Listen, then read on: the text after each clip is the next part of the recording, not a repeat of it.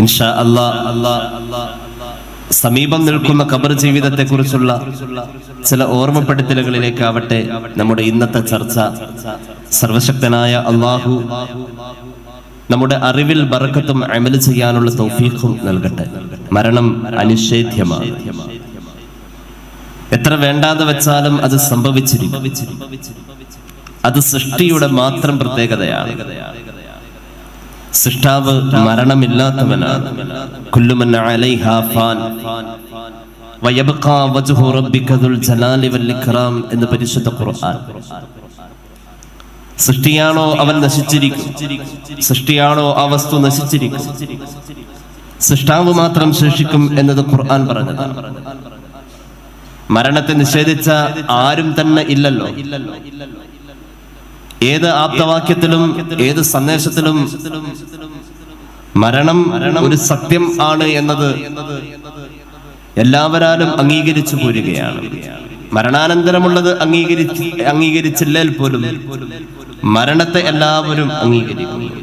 English കവിയായ Joseph grey പറഞ്ഞ പോലെ ഒരു മനുഷ്യൻ അനുഭവിക്കുന്ന എല്ലാ അനുഗ്രഹങ്ങളും അവസാനം ചെന്നു ചേരുന്നത് കുഴിമാടങ്ങളിലേക്കാണ്. ഈ ഭൂമിയിലെ ജീവിതത്തിന്റെ അവസാനം കുഴിമാടത്തിൽ എന്ന് പരിമിതപ്പെടുത്തുന്ന ആയിരക്കണക്കിന് ആപ്തവാക്യങ്ങളുടെ വരികളിലൂടെയാണ് നമ്മുടെ ചിന്തകളും വായനകളും നടന്നുകൊണ്ടിരിക്കുന്നത്. ഐനമാ തകൂനു യുദ്രിക്കുമുൽ മൗത്ത്. ഖുർആനിന്റെ ആ പ്രയോഗം തന്നെ വല്ലാതെ ചിന്തിപ്പിക്കുന്നു. മരണത്തിന് സദസ്സ് പ്രശ്നമല്ല, മരണത്തിന് സന്ദർഭത്തിന്റെ പ്രാധാന്യം പ്രശ്നമല്ല. പൊന്നാര മോളുടെ നിക്കാഹിന്റെ വേദിയിലേക്ക് ഉപ്പ കടന്നു വരിക എന്നത് മകളുടെയും ഉപ്പയുടെയും ജീവിതത്തിലെ ഏറ്റവും വലിയ സമയമാണത്. മരണത്തെ സംബന്ധിച്ചിടത്തോളം അത് കഴിയട്ടെ എന്ന ഒരു സാവകാശ ബോധം, ആ സമയത്തിന്റെ പ്രാധാന്യം മരണത്തിന് പ്രശ്നമല്ല. ഇവിടെയും അതിന്റെ സാഹചര്യം മനസ്സിലാക്കാതെ കടന്നു വരുന്ന ക്ഷണിക്കാത്ത അതിഥിയാണ് മരണം. ഖുർആൻ പറഞ്ഞ പോലെ മറ്റൊരു പ്രയോഗം അതിൽ ഇനി വേറെ പറയാനില്ല. ഐനമാ തകൂനു യുദ്രിക്കുമുൽ മൗത്ത്. നിങ്ങൾ എവിടെയാണെങ്കിലും നിങ്ങളെ മരണം പ്രാപിക്കുക തന്നെ ചെയ്യും. വലൗ കുൻതും ഫീ ബുറൂജിൻ മുശയ്യദ. ഒരുക്കി വച്ചിരിക്കുന്ന എല്ലാ സജ്ജീകരണങ്ങളും എല്ലാ ട്രീറ്റ്മെന്റ് സൗകര്യങ്ങളുമുള്ള വലിയ വലിയ വെന്റിലേറ്റർ സൗകര്യമുള്ള പ്ലാന്റുകളിൽ ആണൽ പോലും നിങ്ങളെ മരണം പ്രാപിക്കും എന്നത് തീർച്ച. പരിശുദ്ധ ഖുർആൻ സൂറത്തുൻ നിസാ. നല്ല മരണം തന്ന അല്ലാഹു നമ്മെ അനുഗ്രഹിക്കട്ടെ. ആഖിബത്ത് നന്നായി മരിക്കാൻ, ചിരിച്ചു മരിക്കാൻ അല്ലാഹു നമുക്ക് ഭാഗ്യം നൽകട്ടെ. മരണത്തെ കുറിച്ച് ഖുർആൻ പറഞ്ഞത്, മരണവേദനയുടെ തീവ്രതയെ കുറിച്ച് പറഞ്ഞത് ആരോടും പറഞ്ഞാൽ മനസ്സിലാവാത്ത ഒരു അനുഭവം എന്നാണ്. അങ്ങനെ ഉണ്ടല്ലോ ചിലത്. ഞാൻ നമ്മുടെ സമീപ പ്രദേശത്തെ വലിയ പട്ടണമായ കൊടുങ്ങല്ലൂര് പുതുതായി ആരംഭിച്ച ഏതെങ്കിലും ഒരു ഷോപ്പിനെ കുറിച്ച് നിങ്ങളോട് പറഞ്ഞാൽ, അതിന്റെ ഇന്റീരിയർ വർക്കിനെ കുറിച്ച് പറഞ്ഞാൽ, പാർക്കിങ്ങിനെ കുറിച്ച് പറഞ്ഞാൽ, അവിടെ കച്ചവടം ചെയ്യപ്പെടുന്നതായ വസ്തുക്കളെ കുറിച്ച് പറഞ്ഞാൽ, അതിന്റെ ക്വാളിറ്റിയെ കുറിച്ച് പറഞ്ഞാൽ, അവിടെ നിൽക്കുന്ന സെയിൽസ്മാനെ കുറിച്ചോ സെയിൽസ് വുമണിനെ കുറിച്ചോ പറഞ്ഞാൽ, ഒരു പക്ഷേ നിങ്ങൾക്ക് അത് പറഞ്ഞു കേട്ടാൽ മനസ്സിലാവായിരിക്കും. പുതുതായി വാങ്ങിയ ഒരു വാഹനത്തിന്റെ ഫെസിലിറ്റീസിനെ കുറിച്ച് പറഞ്ഞാൽ ഒരു പക്ഷേ അത് നിങ്ങൾക്ക് മനസ്സിലായി എന്ന് വന്നേക്കാം. എന്നാൽ മരണം എന്ന അനുഭവത്തെ പറഞ്ഞാൽ മനസ്സിലാവില്ല എന്ന ഖുർആൻ പറഞ്ഞു. മരണത്തെ അറിയുന്നത് രുചിയിലാണ്. എങ്ങനെ? നമ്മുടെ വായിൽ വെച്ചിരിക്കുന്ന ഒരു ഭക്ഷണ ശകലം അത് രുചിച്ച് തന്നെ അറിയാം. ആ രുചിയെ ഒരാളോട് പറഞ്ഞു കൊടുത്താൽ മനസ്സിലാവില്ല. വായിൽ വെച്ചിരിക്കുന്ന ഭക്ഷണ ശകലത്തിന്റെ രുചി ഒരാളുടെ മുന്നിൽ എഴുതി കാണിച്ചാൽ മനസ്സിലാവില്ല. അത് എഴുതി കാണിക്കാനും കഴിയില്ല. മധുരമെന്നോ പുളിയെന്നോ എരിവെന്നോ പറഞ്ഞാൽ അത് അനുഭവിക്കാത്തവൻ അതെന്തെന്ന് അറിയില്ല. അനുഭവിക്കാത്തവന് അത് എന്തെന്ന് അറിയാത്ത എന്തോ, അതാണ് മരണം എന്ന് പരിശുദ്ധ ഖുർആൻ. ഒന്നുകൂടി പറയാം, ഒരാളുടെ വായക്ക് തോന്നുന്ന എരിവല്ല മറ്റൊരാളുടെ വായയിൽ തോന്നാം, ആപേക്ഷികമാണ്. ഏകദേശമൊക്കെ അങ്ങനെ അറിയാമെന്നല്ലാതെ വ്യത്യസ്ത. ഓരോ ശരീരത്തിലും മരണം തീർക്കുന്ന കെടുതി വ്യത്യസ്തമാം. അതാണ് അള്ളാന്റെ ഹബീബ് പറഞ്ഞത്. സത്യവിശ്വാസിയുടെ റൂഹിനെ അള്ളാഹു പിടിക്കുന്നതിന്റെ ലാളിത്യത്തെ കുറിച്ച്, ഒരു സത്യനിഷേധിയുടെ ആത്മാവിനെ മഹാന്മാരായ മലക്കുകൾ എടുക്കുന്നതിന്റെ കാഠിന്യത്തെ കുറിച്ച് സയ്യിദുനാ റസൂലുള്ളാഹി വ്യത്യാസമുണ്ടോ? ചിരിച്ചു മരിക്കുന്ന മരണങ്ങൾ, വേദന അറിയാത്ത മരണങ്ങൾ, മരണത്തിന്റെ വേദന അറിയില്ലെന്നോ? അതെ, മരണത്തിന്റെ വേദന അറിയില്ല എന്ന് അള്ളാഹുവിന്റെ ഹബീബിന്റെ അധ്യാപനത്തെ കേട്ടുപിടിച്ച മഹാനായ ഒരു സൂഫി അങ്ങ് ചിന്തിക്കാൻ തുടങ്ങി. അള്ളാഹുവേ, മരണത്തിന്റെ വേദനയിൽ ലളിതമാക്കപ്പെടലുണ്ടെന്നോ? ചിന്തിച്ചിട്ട് അതിന്റെ ഉത്തരം കാണാതെ വന്നപ്പോ മഹാനായ ശൈഖ് മുഹയ്യിദ്ദീൻ അബ്ദുൽ ഖാദിർ അൽ ജീലാനി തങ്ങൾ അദ്ദേഹത്തിന്റെ അൽ ഗുനിയത്തു ലിത്വാലിബി ത്വരീഖുൽ ഹഖ് എന്ന് പറയുന്ന കിതാബിൽ രേഖപ്പെടുത്തുന്നത് കാണാം. ആ സൂഫിയായ മനുഷ്യൻ ഈ ഹദീസ് പറഞ്ഞ ഹബീബിനോട് തന്നെ ചോദിക്കാൻ തീരുമാനിച്ചു. മൻ കാന ആഖിറു കലാമിഹി ലാ ഇലാഹ ഇല്ലല്ലാഹ് ദഖലൽ ജന്നാ. സ്വർഗത്തിന്റെ ചിത്രം കണ്ട് മരിക്കപ്പെടുന്ന മരണങ്ങളുണ്ടല്ലോ, വേദന അറിയാത്ത മരണങ്ങളുണ്ടല്ലോ, അങ്ങനെ ചില മരണങ്ങളോ ഇത് എങ്ങനെ സാധ്യമാകുമെന്നറിയാൻ വേണ്ടി സൂഫി ഇത് പറഞ്ഞ ആളോട് തന്നെ ചോദിക്കാൻ തീരുമാനിച്ചു. ഉളു എടുത്തുകൊണ്ട് 2 റക്അത്ത് നിസ്കരിച്ച് ഖിബലയിലേക്ക് മുഖം തിരിച്ച് വലം ഭാഗം ചെരിഞ്ഞു കിടന്നു. ഈ കിടക്കത്തിൽ ഞാൻ ഉറങ്ങണം, ഞാൻ ഉറങ്ങിയാൽ അല്ലാഹുവിന്റെ ഹബീബിനെ സ്വപ്നം കാണണം, ഹബീബിനോട് തന്നെ ചോദിക്കണം. സൂഫിയായ മഹാൻ അങ്ങനെ കിടന്നുറങ്ങുന്നു. അല്ലാ ഹബീബായ മുഹമ്മദ് മുസ്തഫ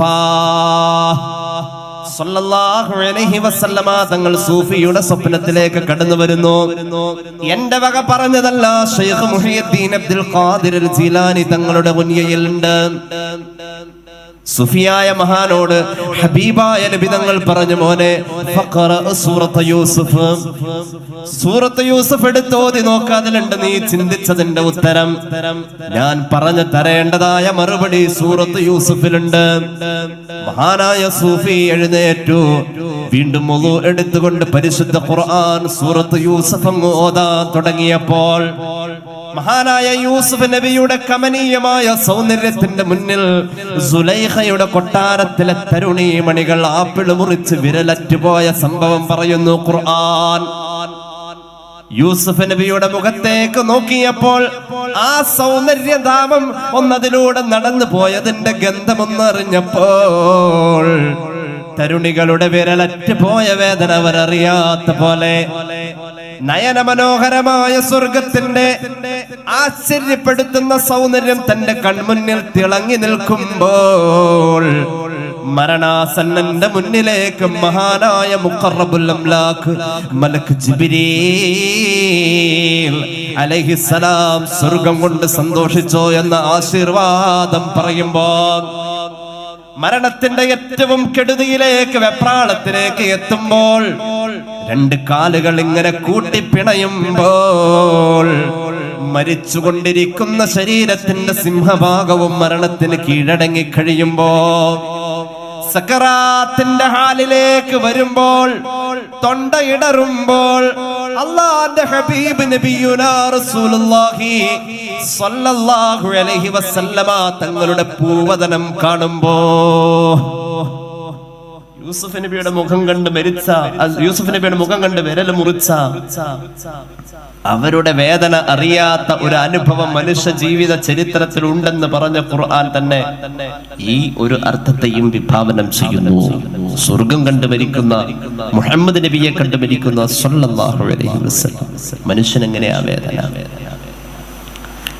ഈ ശരീരം ഒരുപാട് തേച്ചു മിനുക്കി കൊണ്ട് നടക്കുന്നതാ. എത്രയെത്ര പൗഡർ ഇട്ടാം, എത്രയെത്ര ക്രീം പുരട്ടിയാം, ഓരോ കാലാവസ്ഥയ്ക്കും. ഈ അടുത്ത ദിവസം ഒരു കുടുംബ പ്രശ്നത്തിൽ നിന്നും അറിയാൻ കഴിഞ്ഞു, ആ കുടുംബത്തിൽ ഒരു ചെറുപ്പക്കാരൻ ആഴ്ചയിൽ 5000 രൂപയുടെ ക്രീം പുരട്ടുന്ന മുഖമാ. ഒരു കുടുംബ പ്രശ്നത്തിന്റെ ആധാരം എന്തെന്ന് അന്വേഷിച്ചോടത്ത്, അറിയാൻ ശ്രമിച്ചോടത്ത്, കുടുംബത്തിലെ പ്രധാന പുരുഷനായ കുടുംബത്തിലെ ചെറുപ്പക്കാരൻ 5000 രൂപയുടെ ക്രീം പുരട്ടുന്നുണ്ട് ഒരു ആഴ്ചയിൽ എന്ന് പറഞ്ഞാൽ നമ്മൾ എത്ര കണ്ട് പൊടി പുരളാതെ മണ്ണിൽ വീഴാതെ കൊണ്ട് നടക്കുന്ന ശരീരമേ, നിനക്കൊരു പുഷ്പത്തിന്റെ സൗന്ദര്യമാണ് എങ്കിൽ മഹാനായ ഹബീബായ നബി തങ്ങൾ ഖബറിന്റെ ഇരുട്ടിന്റെ ഗോഹരങ്ങളിലേക്ക് നിന്നെ കൊണ്ടുവെക്കുന്നു എന്ന് പറഞ്ഞ ആത്മീയ വചസ്സുകൾ അവിടെ വെക്കാം. കുമാരനാശാൻ അദ്ദേഹം ഇങ്ങനെ അദ്ദേഹത്തിന്റെ വീണപൂവെന്ന് പറയുന്ന കവിതാ സമാഹാരത്തിൽ ഒരു പൂവ് അറ്റ് വീഴുന്നത് കണ്ടിട്ട് പറയുന്ന വാക്കുകളിലേക്കൊന്ന് ചിന്തിക്കുക. ഹാ പുഷ്പമേ, അധിക തുംഗപദത്തിലത്ര ശോഭിച്ചിരുന്നിതൊരു രാജ്ഞി കണക്കയേനി, ശ്രീഭൂവില സ്ഥിര അസംശയമിന്നു നിന്റെ യാഭൂതിയങ്ങ് പുനരങ്ങ് കിടപ്പതോർത്താൽ. ഞെട്ടറ്റ് വീണ പൂവിങ്ങനെ കയ്യിൽ എടുത്തിട്ട് അതിന്റെ സൗന്ദര്യവും ഒരു ദിവസം മണ്ണില് വീണല്ലോ. എന്തൊരു രാജകീയമായ ജീവിതമായിരുന്നു നിന്റേത്. ഓ പുഷ്പമേ, എത്ര രാജകീയമായ അവസ്ഥയിലാ നീ കഴിഞ്ഞിരുന്നത്. ലാളിച്ചു പെറ്റലതയമ്പോട് ശൈശവത്തിൽ പാലിച്ചു പല്ലവ പുടങ്ങളിൽ വെച്ചു നിന്നെ ആലോലവായു ചെറുതൊട്ടിലുമാട്ടിത്താരാട്ടാലാപമർന്ന മലരേതല മർമരങ്ങൾ. വീണപ്പൂ ഇങ്ങനെ വായിച്ചു വരുമ്പോ ഇങ്ങനെ കാണാം, ഇളം തെന്നലിങ്ങനെ വീശുമ്പോ ആ പൂവിങ്ങനെ തൊട്ടിലാടാ. നിന്നെ ലാളിച്ചല്ലേ എല്ലാവരും കണ്ടിട്ടുള്ളൂ. നീ ഒരുപാട് പേർക്ക് സന്തോഷം കൊടുത്ത കാഴ്ചയല്ലേ പുഷ്പമേ. നീയും മണ്ണിലേക്ക് വീണോ. ഒരു 50-55 വരി കഴിഞ്ഞിട്ട് പിന്നെ താഴേക്ക് നോക്കുമ്പോൾ ആശാൻ പിന്നെയും പാടുകയാ. കണ്ണേ മടങ്ങുക, കരിഞ്ഞു മലിഞ്ഞു മാസു മണ്ണാകുമീ വിസ്മൃതിമാകുമിപ്പോൾ. എണ്ണീടുകാർക്കിതുതാൻ ഗതി സാധ്യമെന്തു, കണ്ണീരിനാൽ അവനി വാഴ്വുക്കിനാവു കഷ്ടം. ആരും മരിക്കൂല എന്ന് ഓർക്കണ്ട, മരിക്കും. അല്ലാഹുവേ ആഖിബത്ത് നന്നാക്കി തരണേ അല്ലാഹ്. ഇവിടെ മരണമില്ലാത്ത ഒരു ജീവിതം ഉണ്ടാകുമായിരുന്നുവെങ്കിൽ വലൗ കാന ഫിദ്ദുനിയാ ബഖാഉ ലിസാകിനി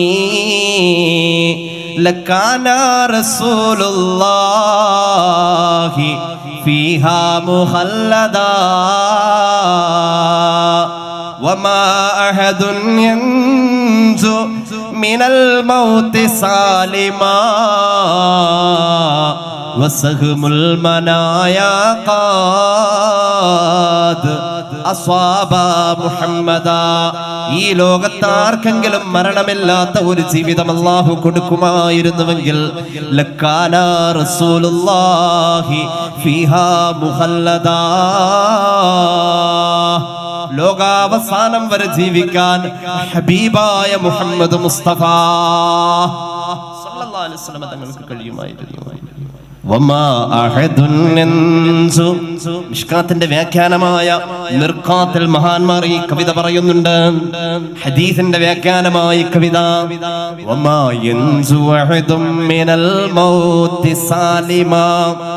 ആരും ഇന്ന് വരെയുള്ള ചരിത്രത്തിൽ മരണത്തിൽ നിന്നും രക്ഷപ്പെട്ടിട്ടില്ല.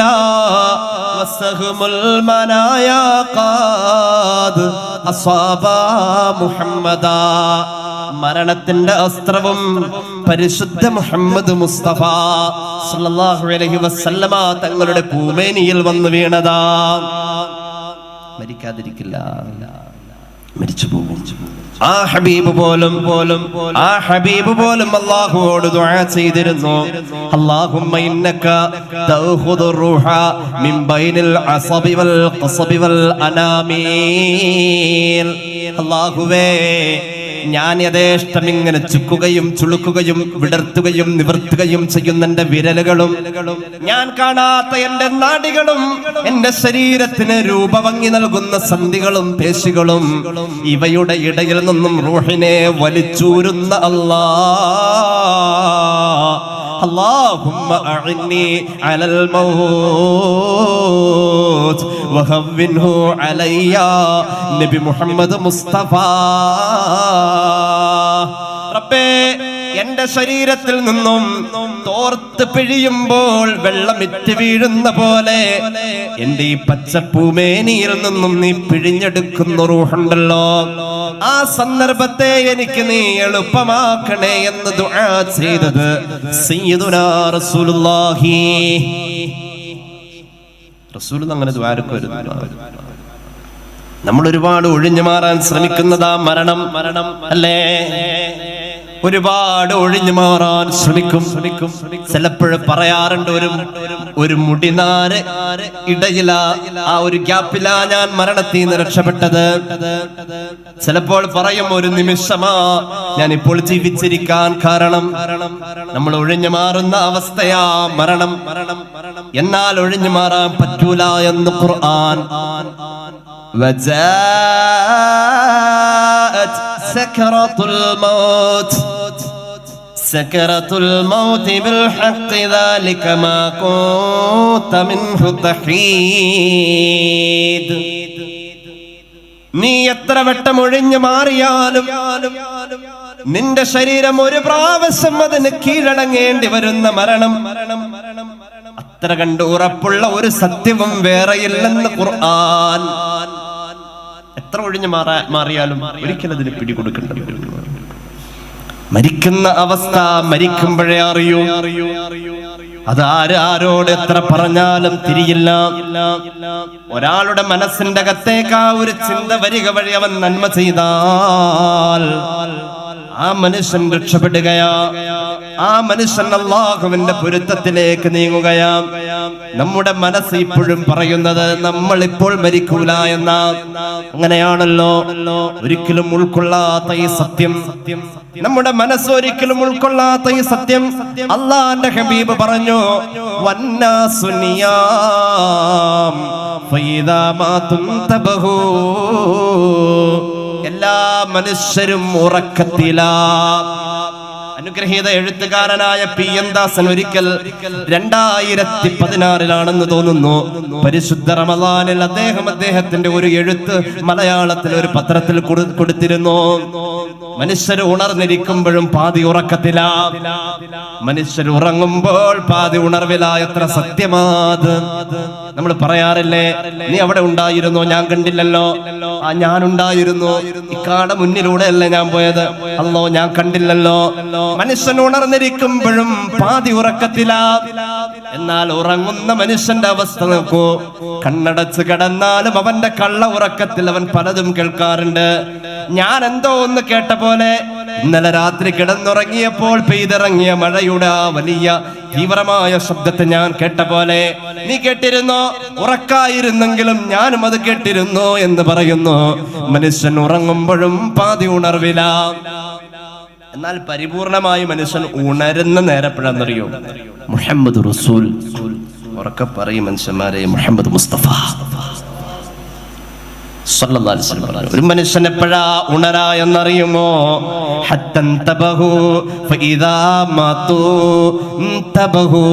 മരിച്ചുകൊണ്ടിരിക്കുമ്പോഴാ നമ്മൾ ഉണരാ. മരിച്ചുകൊണ്ടിരിക്കുമ്പോഴാ നമ്മൾ ഉണരാ. അപ്പൊ ഉണരുമ്പോ ഉണർന്ന് ചിന്തിക്കും, ചിന്ത ഉണരും, ശരീരം ഉണരും. ശരീരം ഉണരും. ഒരു കട്ടൻ ചായ കുടിച്ച ശരീരം ഉണരൂലേ? അങ്ങനെയുണ്ടല്ലോ. ഒരു കട്ടൻ ചായ എന്ന് പറഞ്ഞാൽ അത് ചിലർക്ക് വലിയ വീക്ക്നെസ്സാ. ചിലർക്ക് കട്ടൻ ബീഡിയാ. നോമ്പ് തുറന്നിട്ട് പിന്നെ ബീഡി വലിക്കണ കണ്ടാ തോന്നും നോമ്പ് പിടിച്ചത് ബീഡി വലിക്കാനാണോ എന്ന്.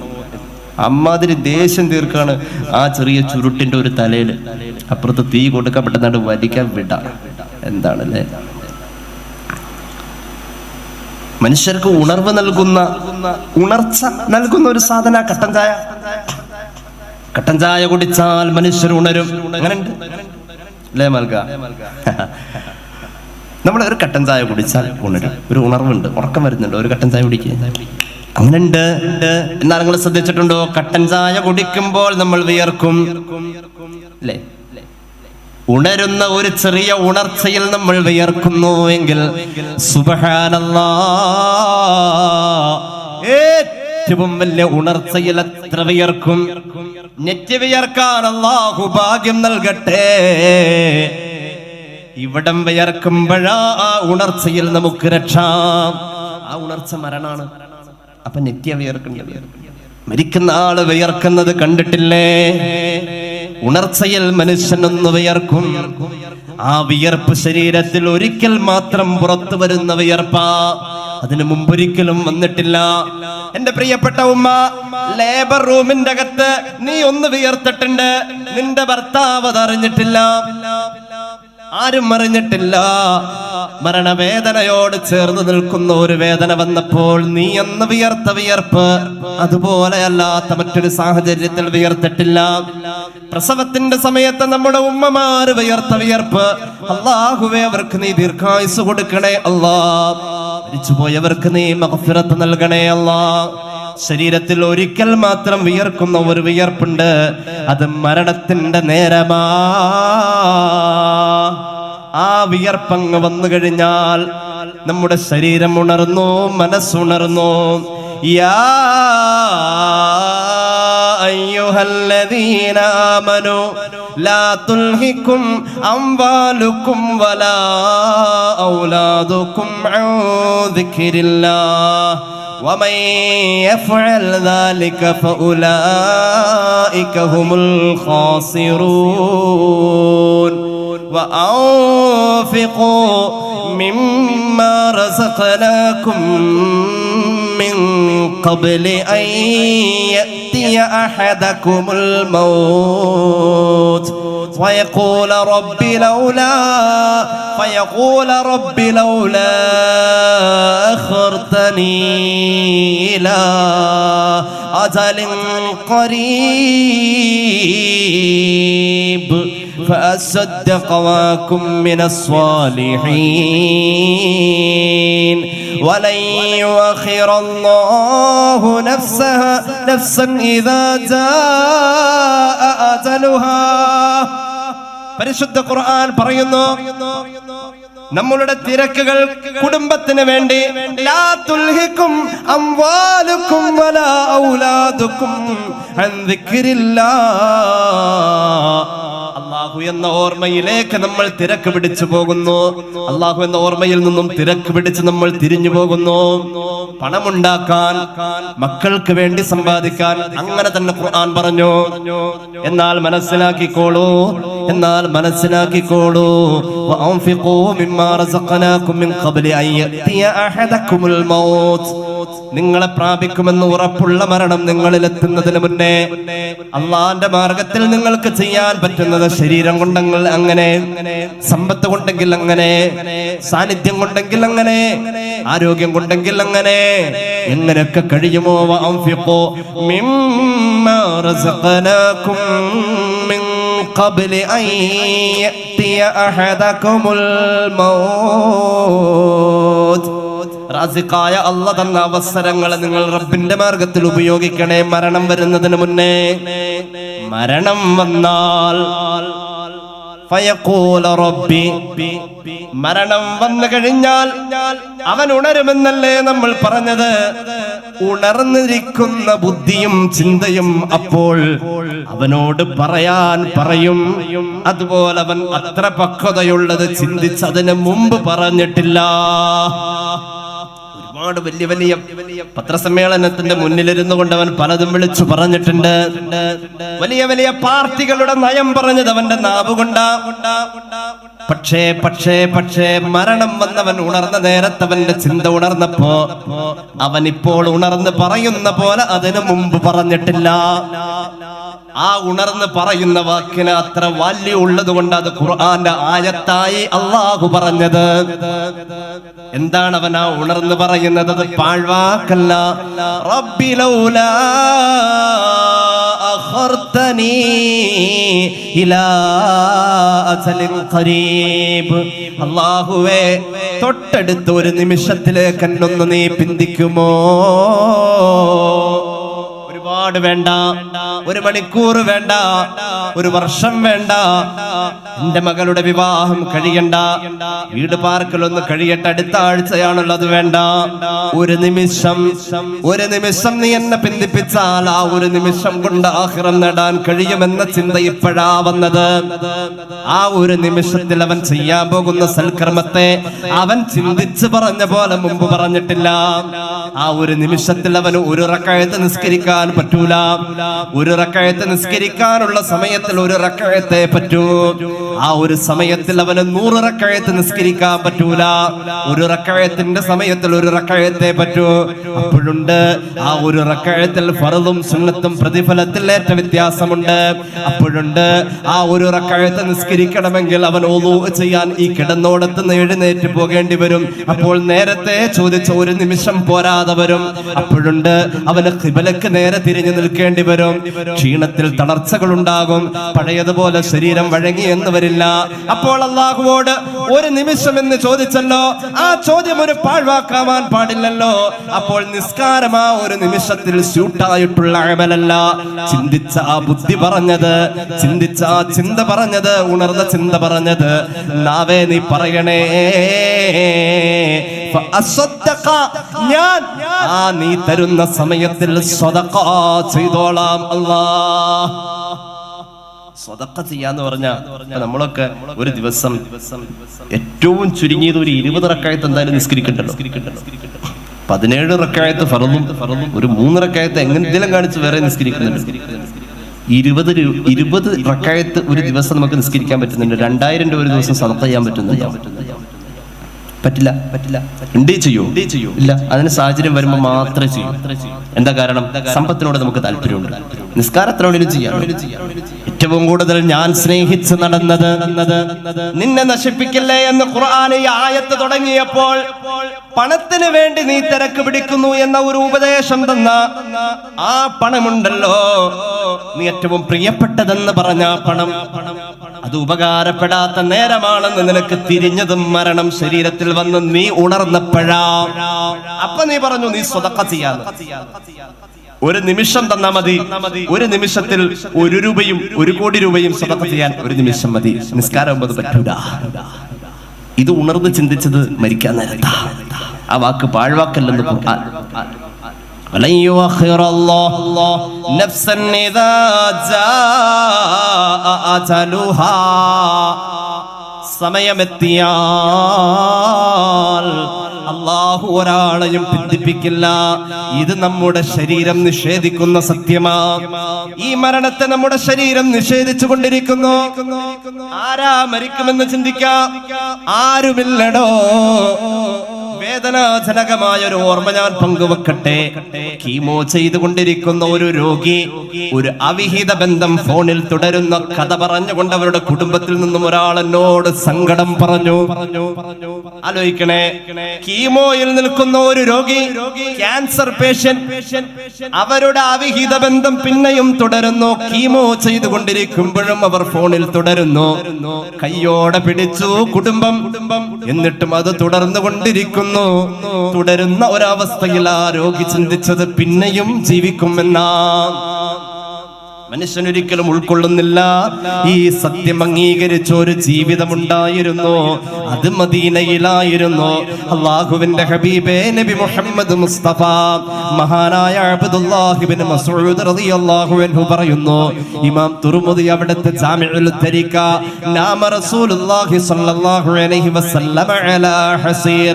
ഒരിക്കൽ അല്ലാഹുവിന്റെ ഹബീബ് ഈത്തപ്പനയുടെ ഓല കൊണ്ട് മെടഞ്ഞുണ്ടാക്കിയ പരുപരുത്ത പായന്റെ മുകളിൽ കിടന്നുറങ്ങി. ഉറക്കിൽ നിന്നും എഴുന്നേറ്റു. അല്ലാഹുവിന്റെ ഹബീബ് സല്ലല്ലാഹു അലൈഹി വസല്ലം തങ്ങൾ പള്ളിയിലേക്ക് നടന്നു. ഫഖാമ വഖദ അഥറ ഫീ ജംബിഹി. ആ പരുപരുത്ത പായയുടെ അടയാളം ഹബീബിന്റെ ശരീരത്തിൽ അടയാളം വ്രണം പോലെ ചുവന്നു തുടുത്തു നിൽക്കുന്നു. തടിച്ചു വീർത്തു നിൽക്കുന്നു. ഞങ്ങൾക്ക് വല്ലാത്ത വിഷമമായി. മഹാനായ അബ്ദുല്ലാഹ് ഇബ്നു മസ്ഊദ് റളിയല്ലാഹു അൻഹു പറയുന്നു, ഞങ്ങൾ ഹബീബിന്റെ മുന്നിലേക്ക് ചെന്നുകൊണ്ട് പറഞ്ഞു, യാ റസൂലല്ലാഹ് ലവിത്തഖദനാക ബിതാആ. മഹാനായ അത്താ ഇബ്നു അബീ യസാറിനെ പോലെ നെയ്ത്ത് വേലയിൽ വല്ലാത്ത നൈപുണ്യമുള്ള മഹാന്മാരായ സ്വഹാബികൾ ഒരുപാടുള്ളപ്പോ അങ്ങൊന്ന് സമ്മതം പറഞ്ഞാൽ നബിയെ മിനുസമുള്ള നല്ല നല്ല വിരിപ്പുകളും പുതപ്പും അങ്ങേക്ക് ഞങ്ങൾ ഉണ്ടാക്കി തരാമല്ലോ. അതിൽ കിടന്നാലും ഹബീബേ, അല്ലാഹുവിന്റെ ഹബീബ് സല്ലല്ലാഹു അലൈഹി വസല്ലമ തങ്ങൾ സ്വഹാബികളുടെ മുഖത്തേക്ക് മാറി മാറി നോക്കി. എന്നിട്ട് ചോദിച്ച ഒരു ചോദ്യമുണ്ട്, മാലി വലി ദുനിയാ. സ്വഹാബത്തെ, എനിക്ക് വേണ്ടിയിട്ടോ എന്ത് പറ്റി? ഈ ദുനിയാവിന് വേണ്ടി ഞാൻ എന്തിനാണ് അങ്ങനെ? മാ അനാ ഫിദ് ദുനിയാ ഇല്ലാ കറാകിബിൻ. ഞാൻ എന്നെ പറ്റി ഈ ദുനിയാവിൽ സങ്കല്പിക്കുന്നത് എങ്ങനെയെന്നറിയുമോ? ഒരു യാത്രക്കാരനെ പോലെ. നമ്മളൊന്ന് കൊടുങ്ങല്ലൂർക്ക് പോയാൽ, നമ്മളൊന്ന് തൃശ്ശൂർക്ക് പോയാൽ, യാത്ര പോകുന്ന ആളുടെ മനസ്സിലുള്ളത് തിരിച്ച് നമ്മൾ എത്തേണ്ടടുത്ത് നമ്മുടെ വീട്ടിലേക്ക് തിരിച്ചു വരണമെന്നല്ലേ? ഞാൻ എന്നെ കുറിച്ച് കരുതിയിരിക്കുന്നത് ഞാനൊരു യാത്രക്കാരൻ എന്നാണ്. യാത്രക്കാരൻ യാത്രയുടെ ക്ഷീണം തീർക്കാൻ വേണ്ടിയിട്ട് ചുട്ടുപൊള്ളുന്ന വെയിലിൽ നടന്ന അവശനായി വന്നപ്പോ ഒരു മരത്തിന്റെ തണല് കണ്ടപ്പോൾ അവിടെ ഒന്ന് കുറച്ചു നേരം വിശ്രമിക്കാനിരുന്നല്ലോ. ഞാൻ ഈ ഭൂമിയിലെ ജീവിതത്തെ ഒരു മരത്തണലിൽ വിശ്രമിക്കാനിരുന്നവന്റെ സമയം പോലെയാ കണ്ടിട്ടുള്ളത്.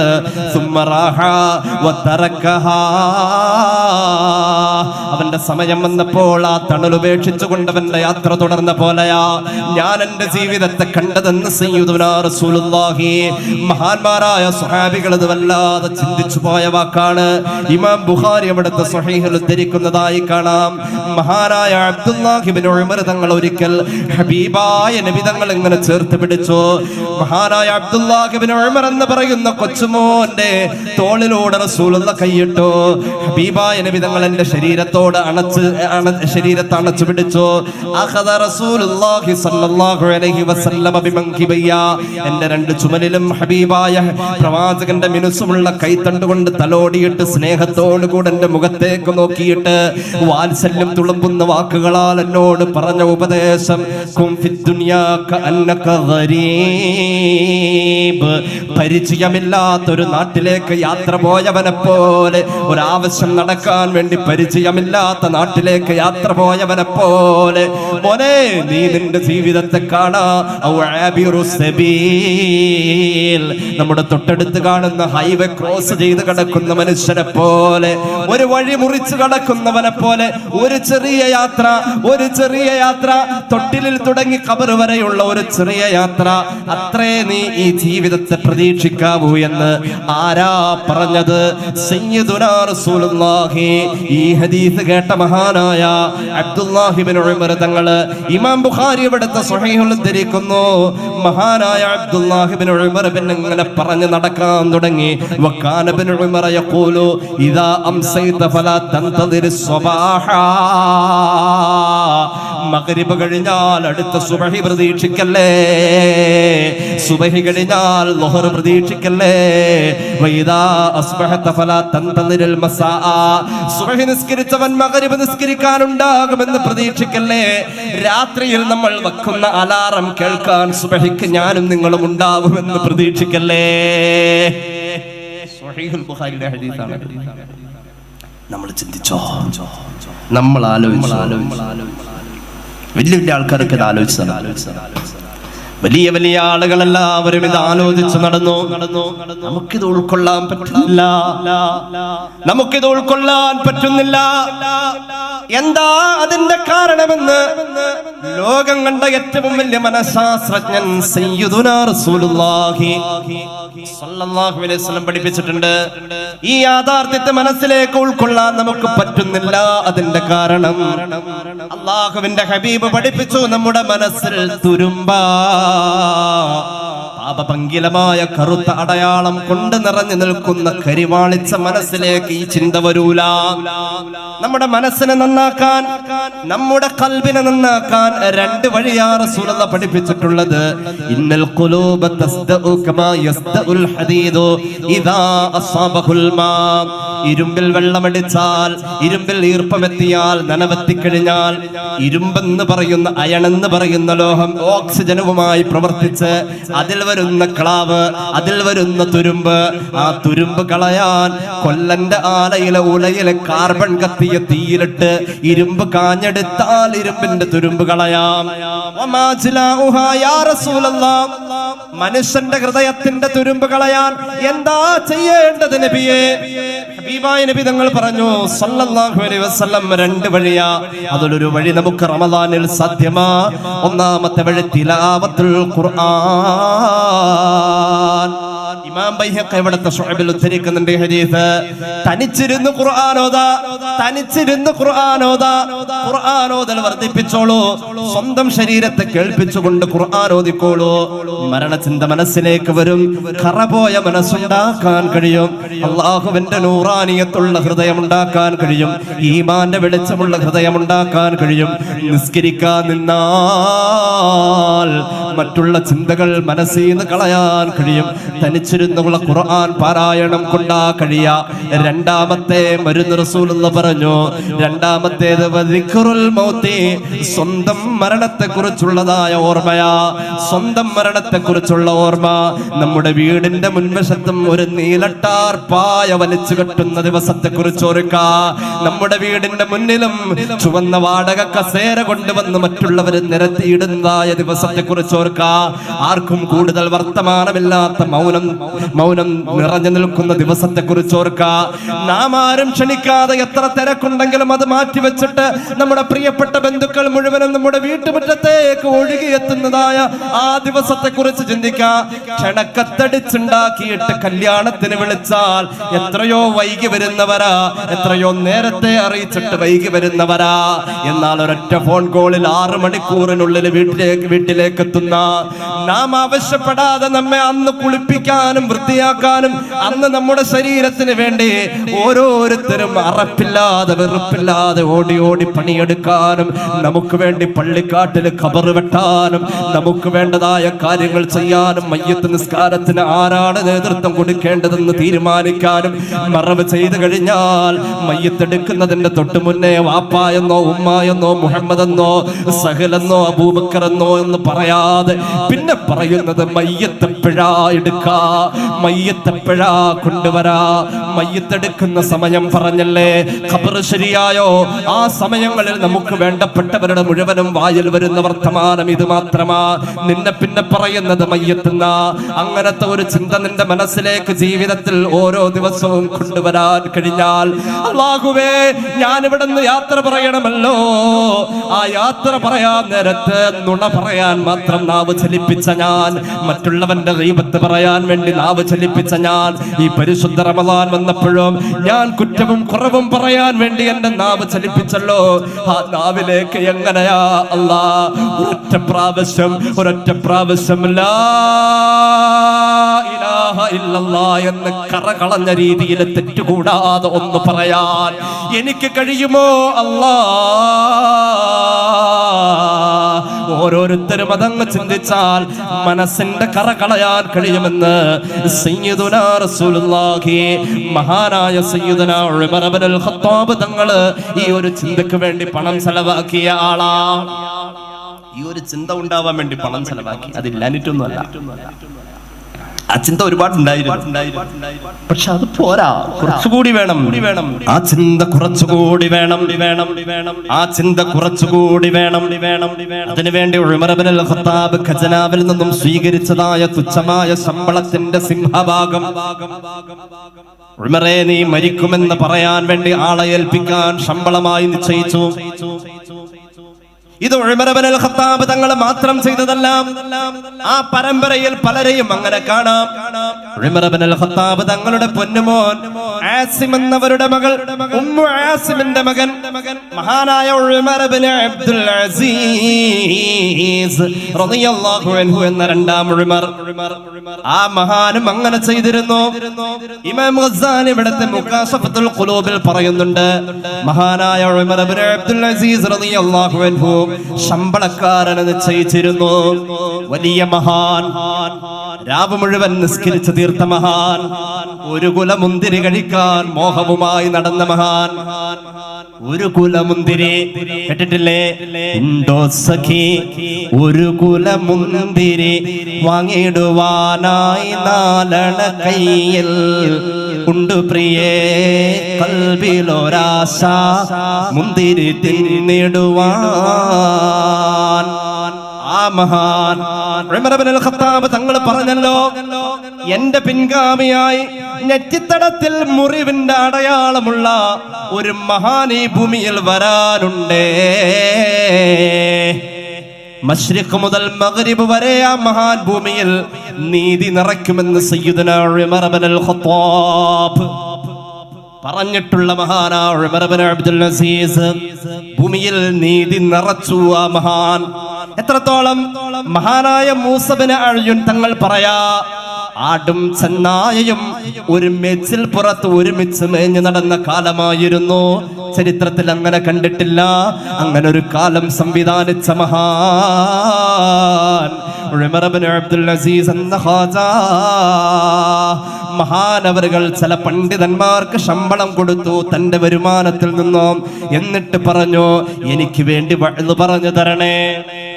ആയിരക്കണക്കിന് ഹദീസുകൾ മനപ്പാടമുള്ള പാണ്ഡിത്യത്തിന്റെ ഉത്തുംഗതയിലേക്ക് ഉഡ്ഡയനം ചെയ്ത ജീവിതമേ ഉമർ ഇബ്നു അബ്ദുൽ അസീസ് എന്ന മഹാനെ അങ്ങും ശമ്പളം കൊടുത്ത ആളെ നിശ്ചയിച്ചിരുന്നു.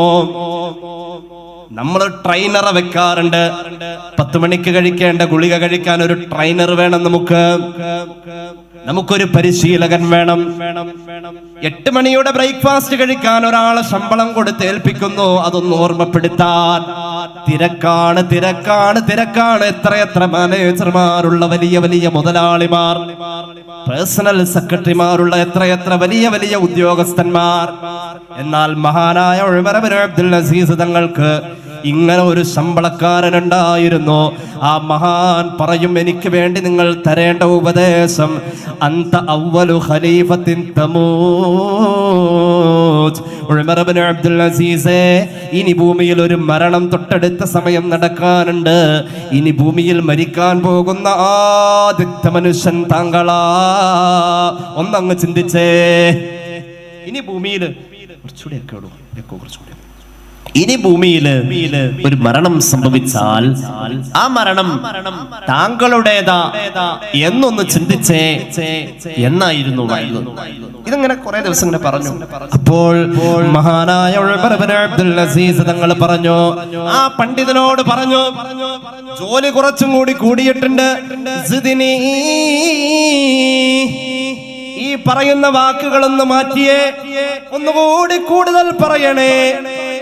ആ പണ്ഡിതൻ പിന്നെ പറഞ്ഞ വാക്കുകൾ ഇമാം ഗസ്സാലി ഉദ്ധരിക്കുന്നു. ലൈസ മിൻ ആബാഇക അഹദുൻ ഇലാ ആദമ ഇല്ലാ ദാഖൽ മൗത്ത്. ഉമർ ഇബ്നു അബ്ദുൽ അസീസ് എന്ന മഹാനവറുകളെ, അങ്ങയുടെ പ്രിയപ്പെട്ട പിതാവ് ഉൾപ്പെടെ അബുൽ ബശർ ആദം അലൈഹിസ്സലാം വരെയുള്ളതായ സർവ കാരണവന്മാരും സർവ അമ്പിയാക്കളും മഹാന്മാരും മരിച്ചുപോയി. വഖദ് ജാഅത് നൗബത്തുക, അങ്ങയുടെ സമയം എത്തിക്കഴിഞ്ഞു. അങ്ങതാ മരിക്കാൻ പോകുന്നു.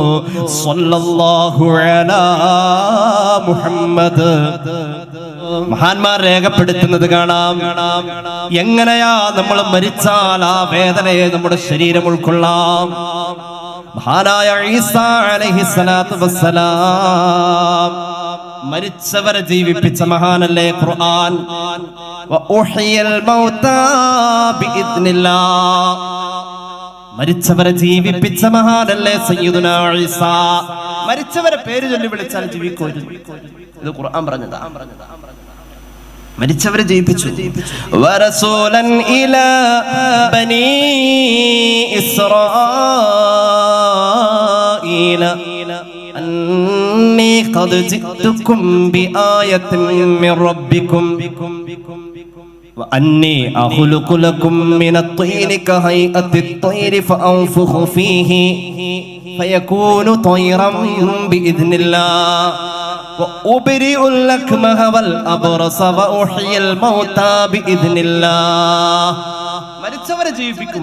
ഈസ അലൈഹിസ്സലാം മരിച്ചവരെ ജീവിപ്പിച്ചല്ലോ. ഒരുപാട് അത്ഭുതം. ആരെയാ ജീവിപ്പിച്ചത്?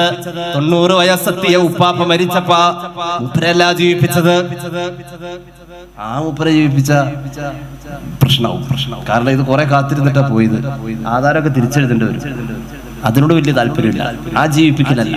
ഇതൊരു പ്രകാരം ഇവിടുന്ന് പോയത്. ഇപ്പൊ അതിനെ വിളിച്ചുകൊണ്ട് ഈസാ നബി ലോഹനസ്കാരം കഴിഞ്ഞപ്പോൾ ഉപ്പാനെ വിളിച്ച് പള്ളിക്കാട്ടിൽ നിന്ന് വീട്ടിലേക്ക് വരും. ഈസാ നബിനെ നാട്ടുകാർ വെച്ചേക്കൂല. ആ ജീവിപ്പിക്കലല്ല.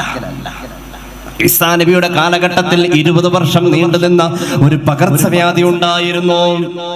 ആ പകർച്ചവ്യാധി വരുന്നത് യൗവനങ്ങളിലാ. ചെറുപ്പക്കാർ, വിവാഹിതരായ ആളുകൾ വിവാഹ പന്തലിൽ വെച്ച് മരിച്ചു വീഴുന്നു. എന്തോ ഒരു സങ്കടം. അങ്ങനെ മരിച്ചു വീഴുന്നവന്റെ മരണം സ്ഥിരീകരിച്ചാൽ ഈസാ നബി ജീവിപ്പിക്കുന്നു.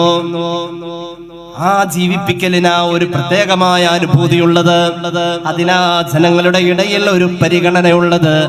ആ പരിഗണനയെ ദഅവത്തിന്റെ ഏറ്റവും വലിയ മാധ്യമമാക്കിയ മഹാൻ സയ്യിദുനാ ഈസാ അലൈഹിസ്സലാം മരിച്ചവരെ ജീവിപ്പിച്ചിരുന്നല്ലോ. അങ്ങനെ ഇരിക്കെ മഹാനവരുകളെ നിഷേധിച്ച് നടന്ന ആളുകൾ ഒരിക്കൽ വിളിച്ചിട്ട് പറഞ്ഞു, ഈസാ നബിയോട് പറഞ്ഞു, ഇന്നക തുഹയിൽ മൗതാ ഇദാ കാന ഹദീസാ. അങ്ങ് മരിച്ചവരെ ജീവിപ്പിക്കുന്നല്ലോ. മരിച്ചു വീണാൽ ഉടൻ തന്നെയാണല്ലോ ജീവിപ്പിക്കുന്നത്. ഞങ്ങൾ പറയുന്നു, ആ മരിച്ചു വീഴുന്ന ആള് ശരിക്കും മരിച്ചിട്ടില്ല. അതുകൊണ്ടാ നീ ജീവിപ്പിക്കുമ്പോൾ ജീവിക്കുന്നത്. റൂഹ് ഉണ്ടതില്, തീർത്തു പോയിട്ടില്ല. അതുകൊണ്ട് ഇന്നലെ മിനിഞ്ഞാന്ന് മരിച്ച ആളെ അല്ല നീ ജീവിപ്പിക്കേണ്ടത്. ഞങ്ങൾ പറയുന്ന ആളെ ജീവിപ്പിക്കണം.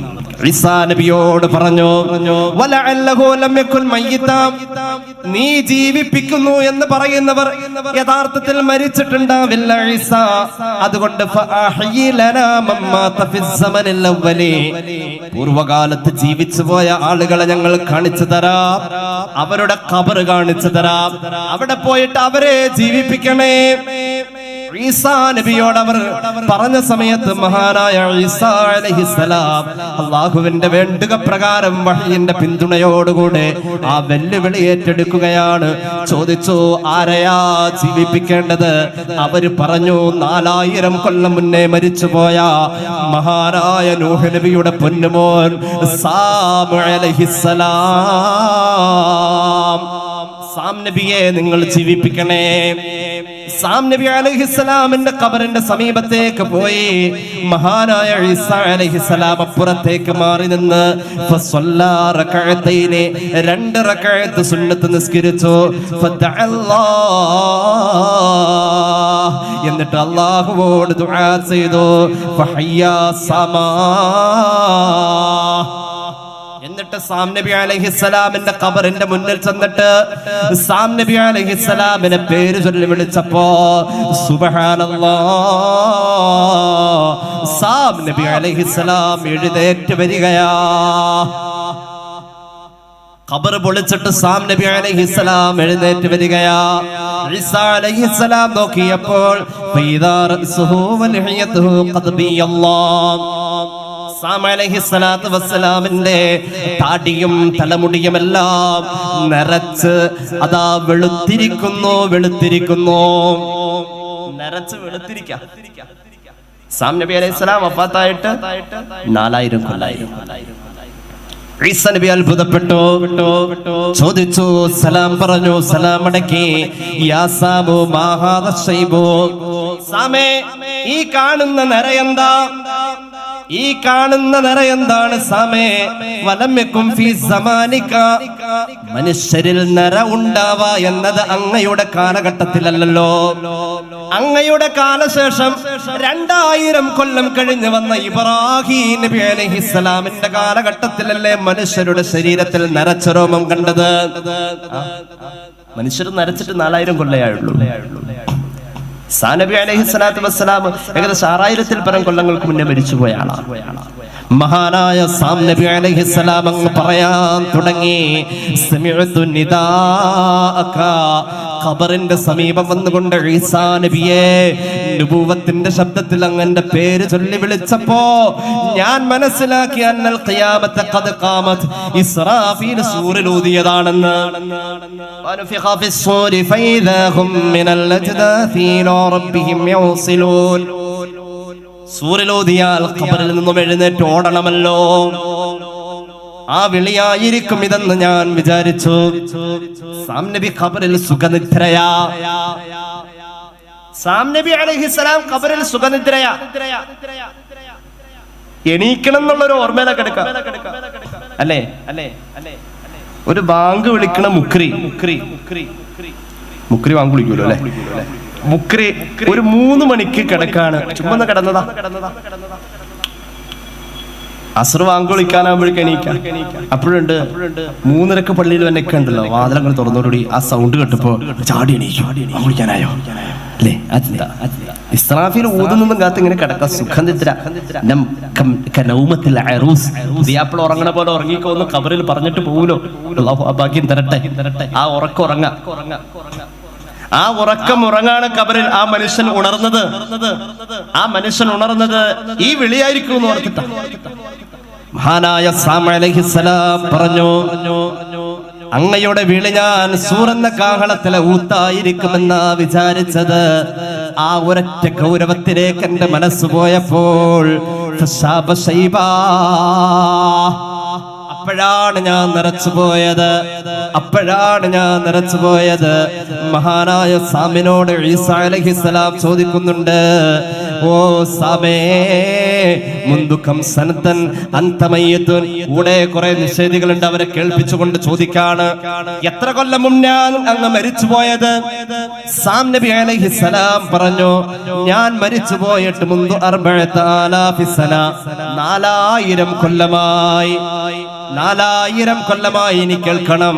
ഫമാ ദഹബ അന്നി അലമു സകറാത്തുൽ മൗത്ത് വമുറാറതുഹു. 4000 കൊല്ലം മുന്നേ മരിച്ച എന്റെ തൊണ്ടയിൽ നിന്നും ഇതുവരെ സക്കറാത്തുൽ മൗത്തിന്റെ കഠിനമായ കയ്പ് പോയിട്ടില്ല. ആ മരണവേദന ഇപ്പോഴും എന്റെ ശരീരത്തിലുണ്ടെന്ന് മഹാനായ പ്രവാചകൻ സയ്യിദുനാ സാം നബി അലൈഹിസ്സലാം. ഇതാണോ നമ്മുടെ ശരീരവും അനുഭവിക്കാനുള്ളത്? മഹാന്മാര് പഠിപ്പിക്കുകയാ, ഹബീബായ നബി തങ്ങളുടെ ഹദീസിന്റെ പശ്ചാത്തലത്തിൽ നമ്മുടെ ശരീരത്തിൽ നിന്നും എങ്ങനെയാ റൂഹെടുക്കുക എന്നറിയുമോ? നമ്മളിങ്ങനെ കിടക്കാണെന്ന് സങ്കല്പിക്കാ, നീണ്ടു നിവർന്ന് കിടക്കുന്നു എന്ന് സങ്കല്പിക്കാ.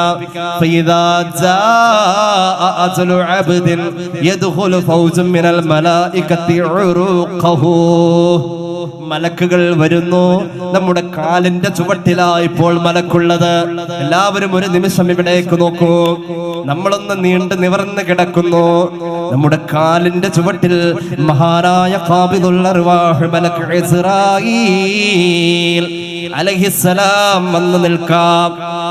കാലിന്റെ ചുവട്ടിൽ വന്ന് നിൽക്കുന്ന ഇസ്രായീലും സംഘവും ഒന്നാമത്തെ സംഘത്തോട് ഇസ്രായീൽ ഓർഡർ കൊടുക്കുകയാണ്. ഇസ്രായീൽ കൽപ്പിക്കുകയാണ്, ഒന്നാമത്തെ സംഘമേ, കാലിന്റെ പെരുവിരൽ വഴി ഞരമ്പുകളിലൂടെ നിങ്ങൾ അങ്ങ് കയറണേ. ഞരമ്പിലൂടെ ആ മലക്കുകൾ കയറാം. ഒന്നാമത്തെ സംഘം ഞരമ്പിലൂടെ അങ്ങ് കയറിയിട്ട് ഒന്നാമത്തെ സംഘത്തിന്റെ ഡ്യൂട്ടി കാലിന്റെ പെരുവിരൽക്ക് മുതൽ അവിടുന്ന് റൂഹിനെ പിഴിഞ്ഞു കൊണ്ടുവരണം. മുട്ടുകാല് വരെ ഇപ്പോൾ മരണം സംഭവിച്ചു. കാലിന്റെ പാദത്തിന് ഒരു തരിപ്പ് തോന്നി, നമ്മൾ അറിഞ്ഞില്ല. മുട്ടുവരെ ഇപ്പോൾ മരണം സംഭവിച്ചിരിക്കുകയാ. മുട്ട് കഴിഞ്ഞു.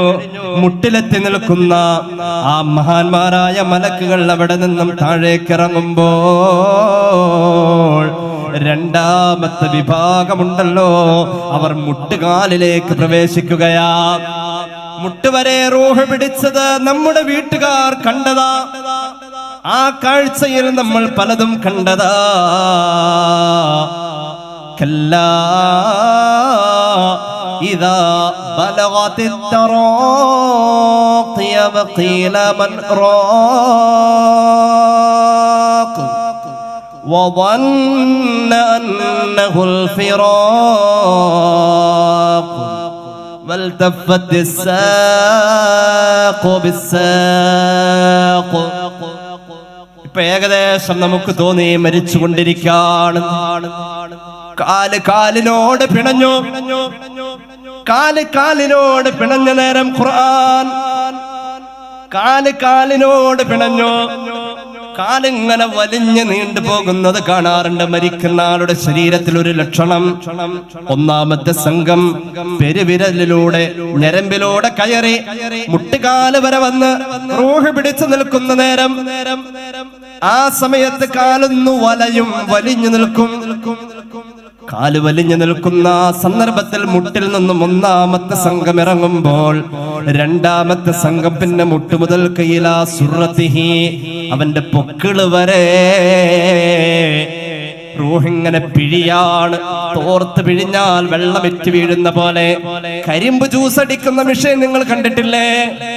എത്ര മനോഹരമായ കരിമ്പിന്റെ തണ്ട മിഷന്റെ ഇപ്പുറത്തെ ഭാഗത്ത് കൂടി കടന്ന് അപ്പുറത്ത് വരുമ്പോൾ റൂഹില്ലാത്ത അവസ്ഥ.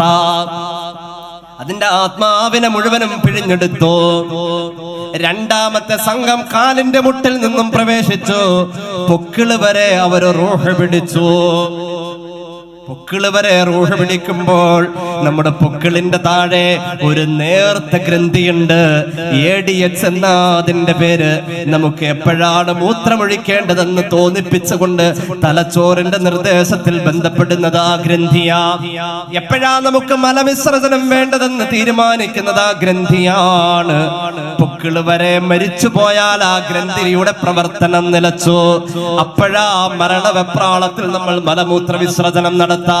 രണ്ടാമത്തെ സംഘം മലക്കുകൾ പൊക്കിളിൽ നിന്നും താഴെ ഇറങ്ങുന്നു. സഹോദരാ, നമ്മുടെ ശരീരത്തിന്റെ കാര്യാ പറഞ്ഞത്. മൂന്നാമത്തെ സംഘം പൊക്കിള് മുതൽക്ക് കയറുകയാണ്. നെഞ്ചിലേക്ക്, നമ്മുടെ ലെൻസ് വരെ.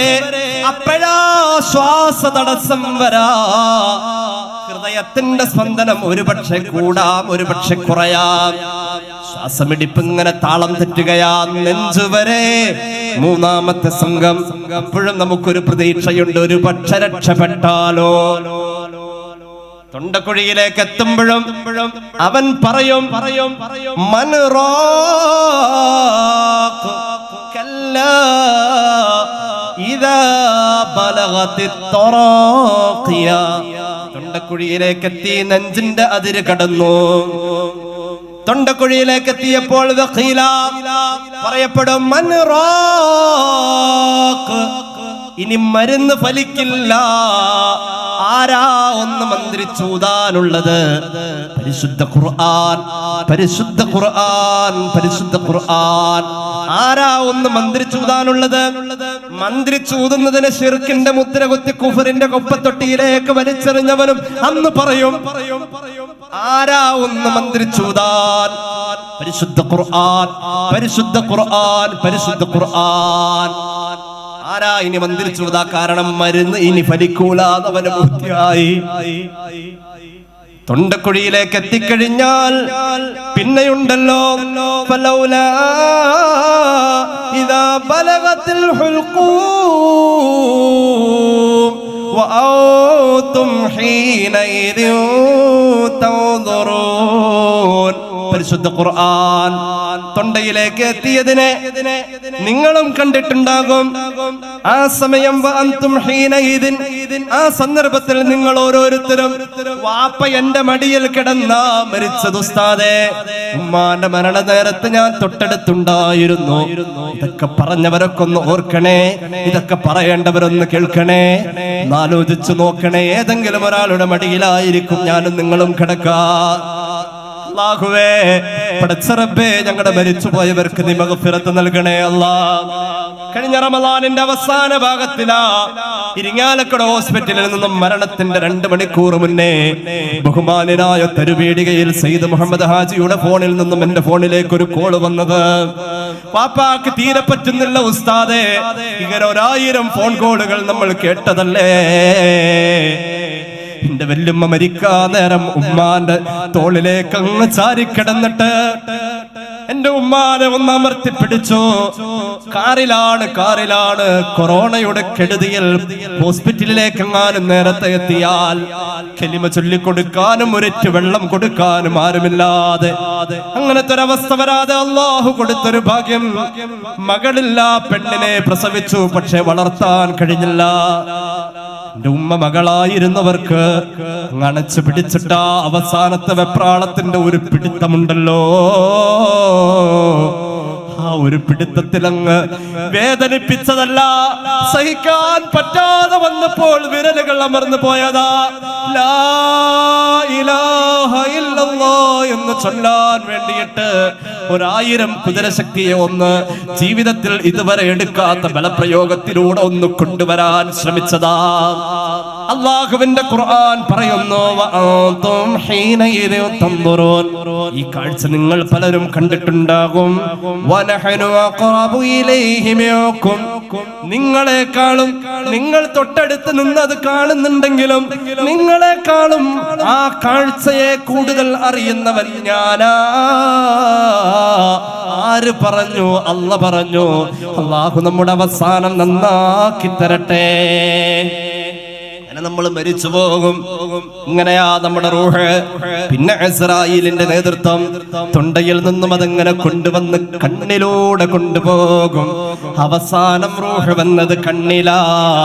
ആ അവസാനം റൂഹ് പോകുന്നത് കണ്ണിലൂടെ. ഖബറിൽ വെച്ച ശരീരത്തിൽ ആദ്യം നശിക്കുന്നത് കണ്ണാ. നബി മുഹമ്മദ് മുസ്തഫ. പിന്നെ നമ്മളെ കുളിപ്പിച്ചു, ശരീരത്തിൽ നിന്നും വസ്ത്രം വലിച്ചൂരുന്നു. മരണത്തിന്റെ വിയർപ്പ്.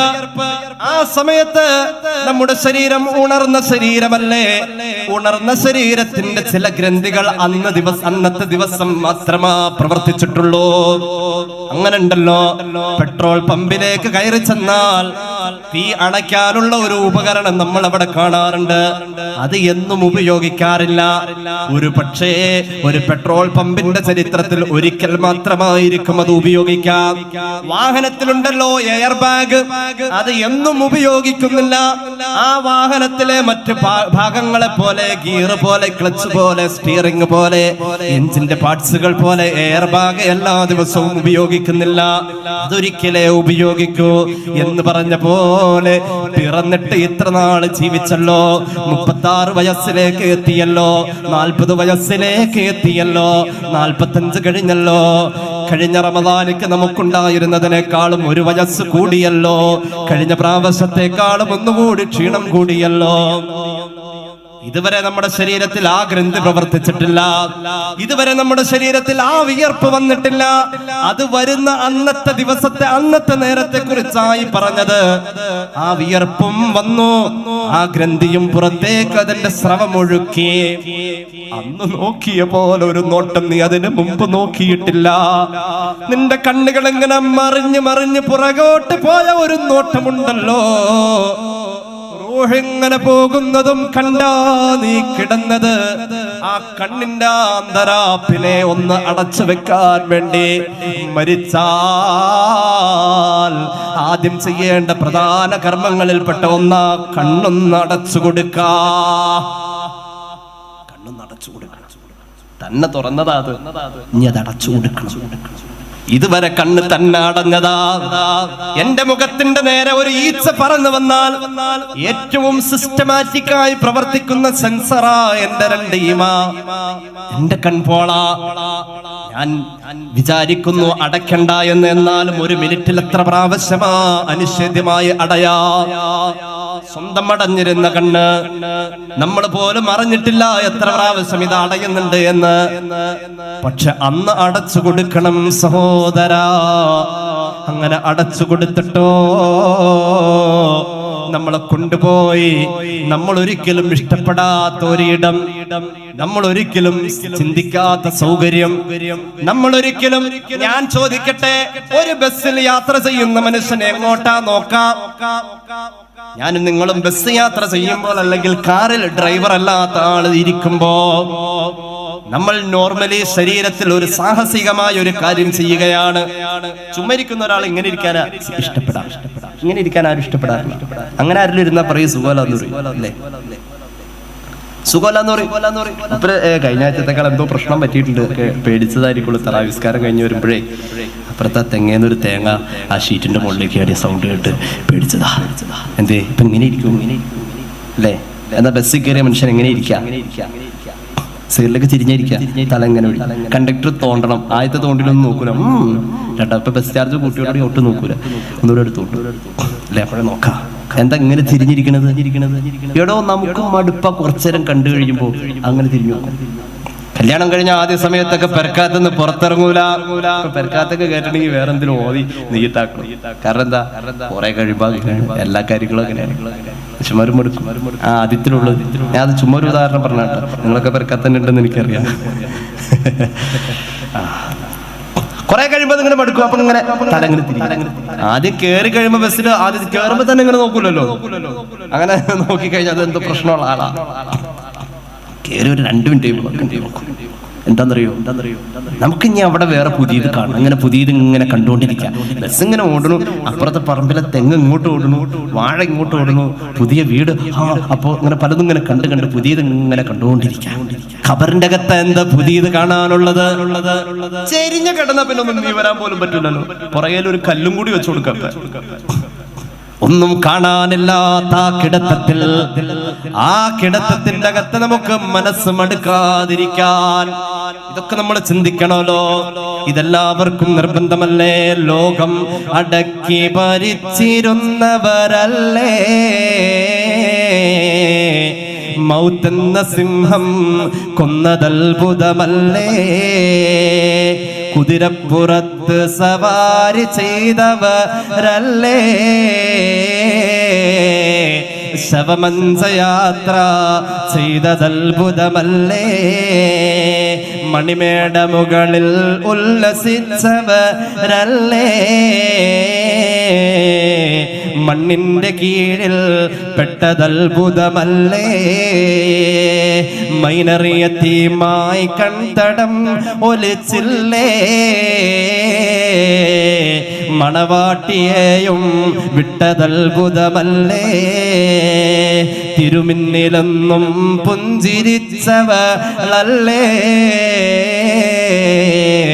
വാവിട്ട് നിലവിളിക്കുന്നതത്ഭുതമല്ലേ? കെട്ടിപ്പുണർന്നവൾ ചുംബനം തന്നില്ലേ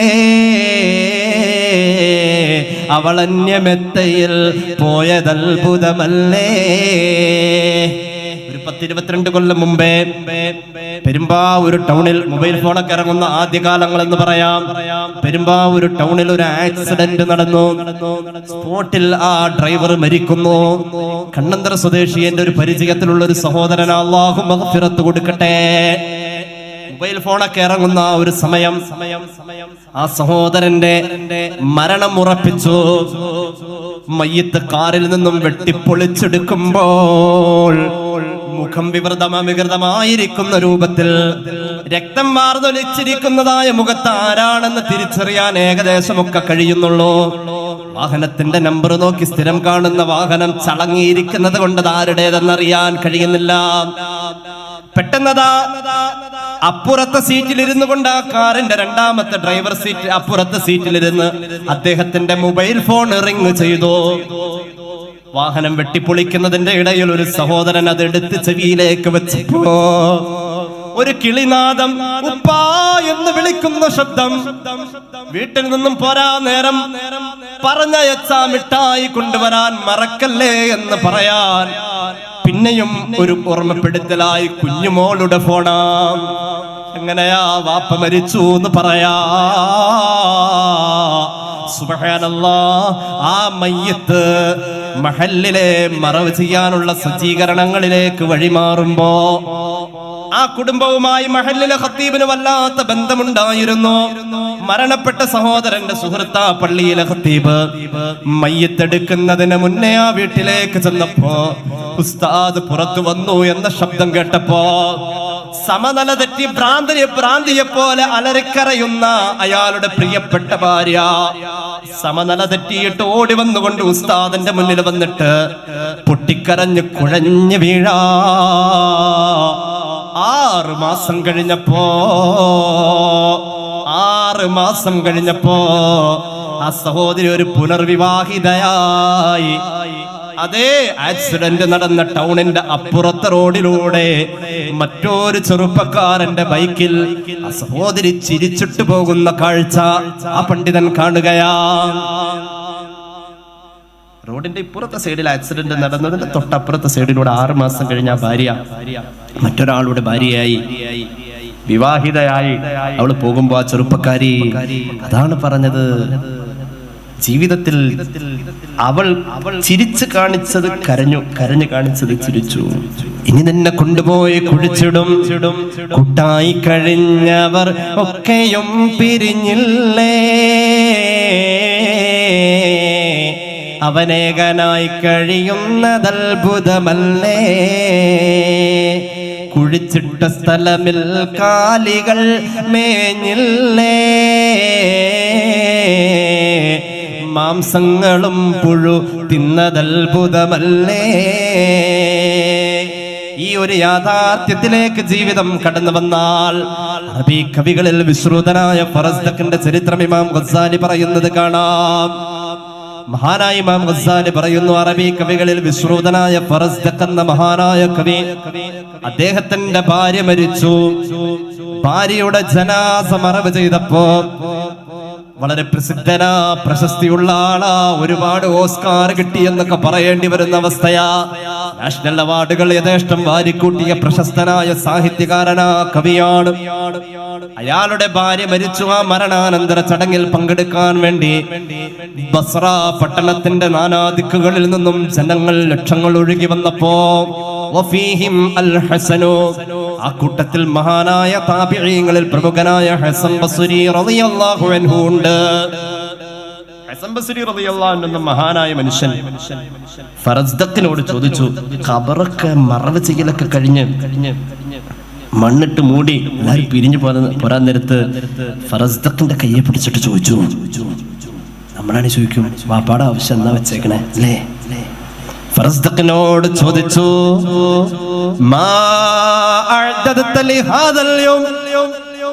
ഇനി നിന്റെ വീട്ടിൽ നീയല്ലേ ഉള്ളത്, ഇനി നിന്റെ വീട്ടിലെ ഒരു മരണം നിനക്കല്ലേ ഫറസ്ദഖേ, ഈ മരണം നിനക്ക് എന്ത് പാഠമാ തന്നത്, നിന്റെ മരണത്തിന് വേണ്ടി നീ എന്താ ഒരുക്കി വെച്ചത് ഫറസ്ദഖേ? മഹാനായ ഹസൻ ബസ്രി റളിയല്ലാഹു അൻഹുവിന്റെ ചോദ്യത്തിന് മടിയില്ലാതെ ഫറസ്ദഖ് കൊടുത്ത മറുപടിയാ. അറബി കവികളിൽ വിശ്രുതൻ, സ്പോട്ടില് നിമിഷ കവി, തന്റെ മുന്നിൽ കാണുന്ന ഏത് കൊള്ളരായും തരകളും മുഖം നോക്കാതെ വിമർശിക്കുന്ന മൂർച്ചയുള്ള നാവ ഫറസ്ദഖിന്റേത്. തന്റെ മുന്നിൽ കാണുന്ന നന്മകളെ പ്രോത്സാഹിപ്പിക്കാൻ ഒരു നിമിഷം പോലും ആലോചിക്കാതെ പെട്ടെന്ന് കവിത സാഹിത്യം ഒഴുക്കിവിടാൻ കഴിയുന്ന നാവിന്റെ മാസ്മരികമായ ശബ്ദമാ ഫറസ്ദഖ്. ഫറസ്ദഖ് പറഞ്ഞു, ഹസൻ ബസ്രിയേ, ഇക്കഴിഞ്ഞ 60 വർഷമായി ഞാൻ എന്റെ ജീവിതത്തിൽ കൊണ്ടു നടക്കുന്ന ഏറ്റവും വലിയ പ്രതിജ്ഞയാ ലാ ഇലാഹ ഇല്ലല്ലാഹ് മുഹമ്മദുർ റസൂലുള്ളാഹ്. ഞാനിത് കൊണ്ടെടുക്കാം. എപ്പോഴും സംഭവിക്കാം. അതുണ്ടല്ലോ അറ്റാക്ക് രോഗമുള്ള ആള് കയ്യിലെപ്പോഴും ഒരു ഗുളിക കൊണ്ടെടുക്കും. ആ വിഷമം വരുമ്പോ നാവിന്റെ അടിയിൽ വെച്ചു കൊടുക്കാൻ. അതൊരു ഒരുക്ക. അതാ രോഗത്തെ പ്രതിരോധിക്കാനുള്ള ഒരു ഒരുക്കമാ. അപസ്മാരത്തിന്റെ അസുഖമുള്ള ആള് എന്തെങ്കിലും ഇരുമ്പ് കയ്യിൽ പിടിച്ചാൽ അതിലൊരു ശമനമുണ്ടെന്ന് കണ്ടാൽ, ഞാൻ കണ്ടിട്ടുണ്ട് പലരുടെയും അരയിൽ താക്കോല് കെട്ടി തൂക്കിയിട്ടിരിക്കുന്നത്. അതൊരു ഒരുക്കമാ. ഞാനും 60 വർഷമായി കൊണ്ടു നടക്കുന്ന എന്റെ ഒരുക്കമാ. ലാ ഇലാഹ ഇല്ലല്ലാഹ് മുഹമ്മദുർ റസൂലുള്ളാഹ്. ഹസൻ ബസ്രി തങ്ങളങ്ങ് തരിച്ചുപോയി. അവിടം കൊണ്ട് നിർത്തൂന്നാ വിചാരിച്ചത്. മൂർച്ചയുള്ള നാവിന്റെ മാസ്മരികമായ കവിതകൾ ഇങ്ങനെ ഒഴുകി ഒഴുകി അവിരാമം പുഴ പോലെ. خافوا وراء القبر إن لم تعافني أشد من القبر التهابا وأضيقا إذا جاءني يوم القيامة إذا جاءني يوم القيامة قائد عنيف وسواق يسوق الفرزدقا لقد خاب من أولاد آدم من مشى إلى النار مغلول الكلادة أرزقا. ഈ ഖബർ എനിക്ക് പേടിയാ. റസ്ദഖിന്റെ വാക്കുകൾ. ഈ ഖബർ എനിക്ക് പേടിയാ. എന്റെ പേടി തുടങ്ങുന്നത് ഇവിടെന്നാ. ഇത് കഴിഞ്ഞാൽ ഇതിന്റെ അപ്പുറവും എനിക്ക് പേടിയാ. അല്ലാഹുവേ, ഇല്ലം തുആഫിനി, ഇവിടെ നീ എന്നെ രക്ഷപ്പെടുത്തിയില്ലെങ്കിൽ ഞാൻ പേടിക്കാണു അല്ലാഹ്. ലഖദ് ഖാബ മിൻ ഔലാദി ആദമ മമ്മലാ. ആദം നബി അലൈഹിസ്സലാമിന്റെ മക്കളൊക്കെ മരിക്കേണ്ടവരാണല്ലോ. നരകത്തിലേക്കാണ് പോകേണ്ടതെങ്കിൽ ചങ്ങലയിൽ ബന്ധിക്കുമല്ലോ. ഇതൊക്കെ അങ്ങ് കൂട്ടിക്കലർത്തിയിട്ട് സുദീർഘമായ കവിത അങ്ങ് പാടാൻ തുടങ്ങി. ഫറസ്ദഖിന്റെ ഈ ശാബ്ദിക മിശ്രണം, അലയടിച്ചു വരുന്ന ഈ ശാബ്ദിക മിശ്രണത്തിൽ ബസ്ര പട്ടണത്തിൽ നിന്നും ഒഴുകിയെത്തിയ ജനലക്ഷങ്ങൾ മുഴുവനും നിശബ്ദരായി കാതുകോർത്തു. എത്രത്തോളം അർത്ഥവത്തായ വാക്ക്, ഖബറിനെ കുറിച്ചുള്ള വാക്ക്. എത്ര പ്രാവശ്യം ഖബറിന്റെ ഉള്ളു കണ്ടവരാ ഞാനും നിങ്ങളും. ഒരിക്കൽ ഒറ്റവട്ടം ചിന്തിച്ചിട്ടുണ്ടോ എനിക്കും ഇതുപോലെ ഒരെണ്ണം ഇവിടെ എവിടെയോ ഉണ്ടെന്ന്? ഒരിക്കൽ എത്ര പ്രാവശ്യം നമ്മുടെ ഉമ്മാന്റെ ഖബറിന്റെ മുന്നിൽ ചെന്നവരാ നമ്മൾ? ഒരു വട്ടം നമ്മൾ ആലോചിച്ചിട്ടുണ്ടോ? അല്ലാഹു നമുക്ക് മഗ്ഫിറത്ത്, നമ്മുടെ മരിച്ചുപോയവർക്ക് മഗ്ഫിറത്ത് നൽകട്ടെ. ഉമ്മാന്റെ ഖബറിന്റെ തൊട്ടടുത്ത് എന്റെ ഖബർ വരുമല്ലോ. എന്റെ വാപ്പാന്റെ ഖബറിന്റെ അടുത്തായിരിക്കും. എവിടെയാ? എന്റെ ഭർത്താവ് വേറെ മഹല്ലിലായിരിക്കും, എന്റെ ഭാര്യ വേറെ മഹല്ലിലായിരിക്കും. എന്റെ പ്രിയപ്പെട്ടവൻ മക്കയിൽ വെച്ചാ മരിച്ചത്, ജന്നത്തുൽ മുഅല്ലയിലായിരിക്കും. മദീനയിലെ മരണമായിരുന്നു, ജന്നത്തുൽ ബഖീഇലായിരിക്കും. അല്ലാഹു തൗഫീഖ് നൽകട്ടെ. ഇതൊക്കെ വലിയ സ്ഥാനങ്ങളാണ്. അവിടെ എവിടെയാ? ഇതിനെ കുറിച്ച് ആലോചിച്ചാൽ ബക്കറ്റ് ഞാൻ വിടാട്ടോ, സമയം വിട്ടോളാം.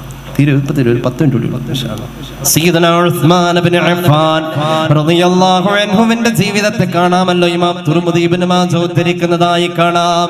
ഒരു ഖബറിന്റെ സമീപത്ത് മഹാനായ ഉസ്മാൻ ഇബ്നു അഫ്ഫാൻ തങ്ങൾ നിന്നാൽ ഇദാ കാന അലാ ഖബറിൻ ബക്കാ, വലാത്ത കരച്ചിലാ ഉസ്മാൻ തങ്ങളുടേത്. ഹത്താ യബുല്ല ലിഹയതുഹു,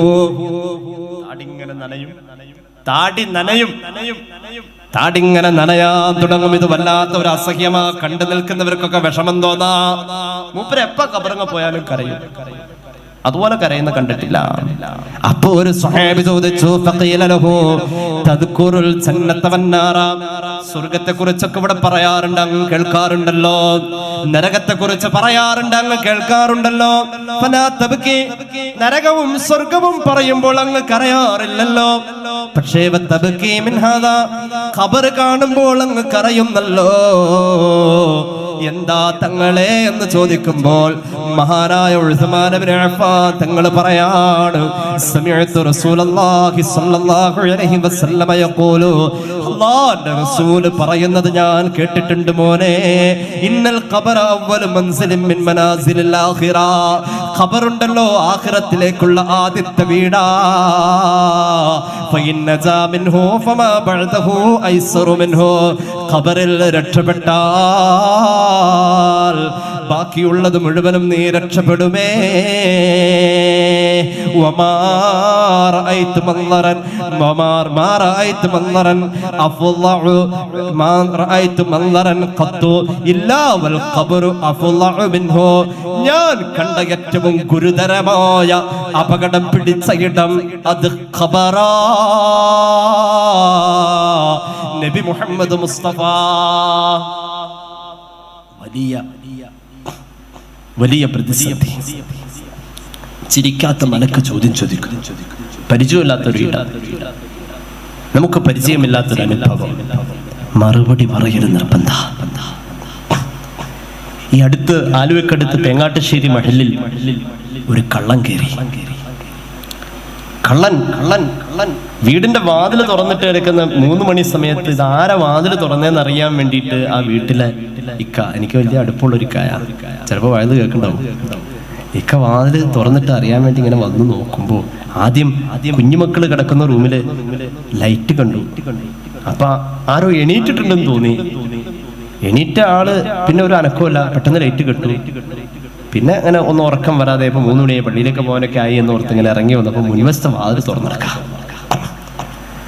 അപ്പോഴുണ്ട് ഇതാരാ എന്നറിയാൻ വേണ്ടി മോനെ പേര് ചൊല്ലി വിളിച്ചു.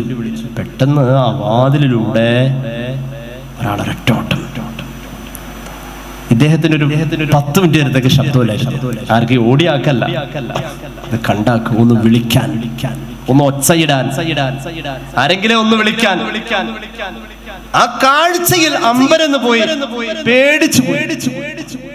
മുൻകറും നെക്കീറും ഇങ്ങനെ വന്ന് ആ ഇരുട്ടിൽ നമ്മളെ പിടിച്ചെണീപ്പിച്ചിരുത്തിയിട്ട് നമ്മുടെ മുഖത്തോട്ട് ഒരു നോട്ടം നോക്കി കഴിഞ്ഞാൽ ചില പോലീസുകാരെ നോക്കിയാൽ മൂത്രം ഒഴിക്കുന്ന പറയും. ആ സമയത്ത് നമുക്ക് ഉത്തരം വായിൽ ഇങ്ങനെ വരണമെങ്കിൽ അള്ളാഹു എളുപ്പാക്കി തരട്ടെ. അത് വലിയൊരു പ്രതിസന്ധി തന്നെയാണ്. ഖബറിന്റെ അവസ്ഥയെ കുറിച്ച് നമ്മൾ ഓർക്കുമ്പോ, നമ്മുടെ മരണം കഴിഞ്ഞ് ഖബറിലേക്ക് വരുന്ന അവസ്ഥയെ കുറിച്ച് ഓർക്കുമ്പോൾ നമുക്ക് ഉത്തരം പറയാൻ കഴിയോ? 60 വയസ്സ് ജീവിച്ച ഞാൻ ഇനി എത്ര 60 കൊല്ലം അതിൽ കിടക്കേണ്ടി വരും? എങ്ങനെ അതിന് കഴിയും? എങ്ങനെ സമയം പോക്കുണ്ടാവും? ഇങ്ങനെയുള്ള അവസ്ഥയെ കുറിച്ച് ഓർക്കുമ്പോൾ, ഖബർ ഞെരിക്കുന്നതിനെ കുറിച്ച് ഓർക്കുമ്പോൾ, ഖബറിലേക്ക് വരുന്ന നരകത്തിന്റെ കവാടം തുറന്ന ആ ദ്വാരത്തിലൂടെ പുറത്തേക്ക് തള്ളി വരുന്നതായ തീയിന്റെ ചൂടിനെ കുറിച്ച് ഓർക്കുമ്പോൾ ജീവിതത്തിൽ ഒരുപാട് മാറ്റങ്ങൾ വരും. ഖബറോർത്ത് നന്നായവർ, ഉസ്മാൻ ഇബ്നു അഫ്ഫാൻ തങ്ങളെ പോലെ ഖബറോർത്ത് കരഞ്ഞവർ, ഖബറെന്ന് കേട്ടാൽ തൽക്ഷണം ഞെട്ടേണ്ടതാ, കണ്ടാലുടൻ വാ വിട്ട് നീ കരയേണ്ടതാ, മേടക്ക് പകരം മാളമാ സുബ്ഹാനാ റബ്ബി അതിൽ കിടക്കേണ്ടതാണ് സ്മാന, മണ്ണിന്റെ തലയണയാണതിൽ നിനക്കുള്ളത്,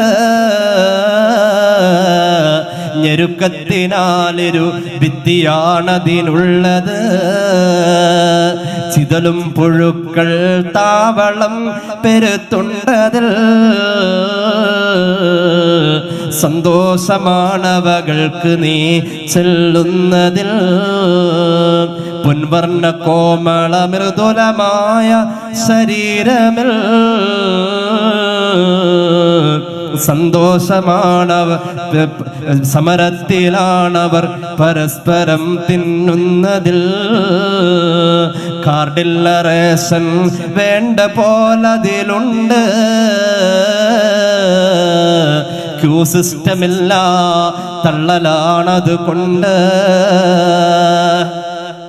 ഞെരുക്കും ഇടുങ്ങിയ ഇടം പിന്നെയും ഞെരുക്കും. വാരിയല്ലുകൾ ഇങ്ങനെ കൈവിരൽ കോർത്ത പോലെ അങ്ങുമിങ്ങും കോർത്ത് വലിക്കും. വലിയ വലിയ മഹാന്മാരുടെ ഖബറിൽ പോലും ഞാൻ പറയട്ടെ, അസ്വസ്ഥമായ ആ ലോകത്തെ ഒന്ന് പരിചയപ്പെടാൻ എത്ര ആയിരക്കണക്കിന് രൂപ കൊടുത്ത് വാങ്ങിയ ചെരുപ്പം ആദ്യത്തെ പ്രാവശ്യം ഒന്ന് കാലിലിടുമ്പോൾ ഒരു അസ്വസ്ഥതയാ നമുക്ക് അനുഭവപ്പെടാം. എത്ര വില കൊടുത്ത് വാങ്ങിയ ചെരുപ്പം ആദ്യവട്ടം നമ്മളൊന്ന് കാലിലിടുമ്പോൾ ഒരു പുതുക്കമാ നടക്കുമ്പോൾ അതിനു മുമ്പുള്ള ഒരു കംഫർട്ട് നമുക്ക് കിട്ടിയെന്ന് വരില്ല. എന്നാൽ നമ്മൾ കിടക്കേണ്ട ഖബറിനെ കുറിച്ചൊന്നോർക്കൂ.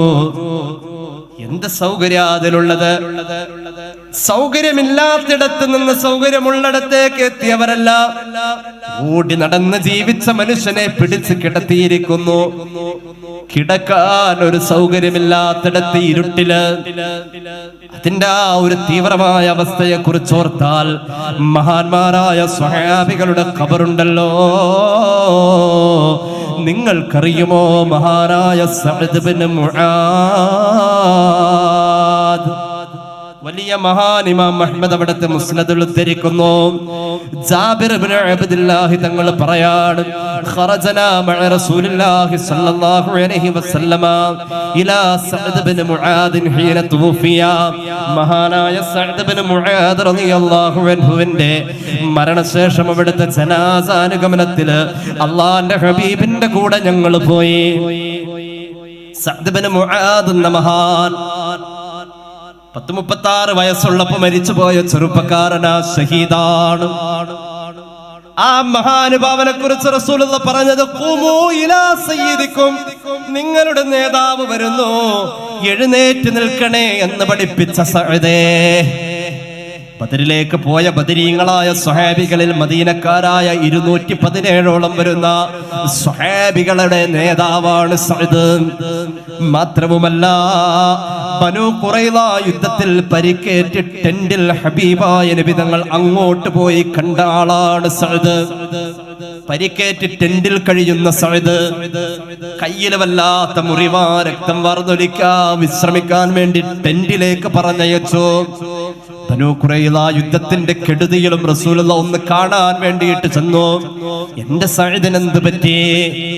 അങ്ങോട്ട് ചെന്നപ്പോ റസൂലുള്ളാഹി സ്വല്ലല്ലാഹു അലൈഹി വസല്ലം സഅദിനെ കെട്ടിപ്പുണർന്നപ്പോ സഅദിന്റെ കയ്യിൽ നിന്നും വാർന്നൊലിക്കുന്ന രക്തം ഹബീബിന്റെ താടിയിലും കവിളിലും പുരണ്ടു.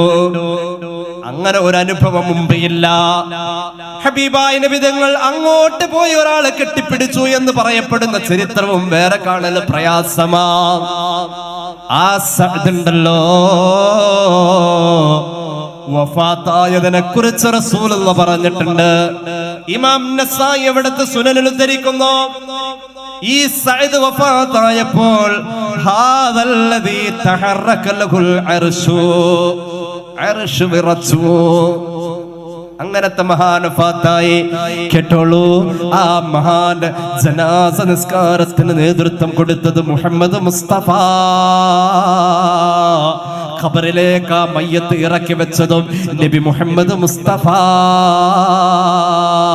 ഖബറിന്റെ സമീപം നിന്നും ദുആ ചെയ്തതും നബി മുഹമ്മദ് മുസ്തഫ.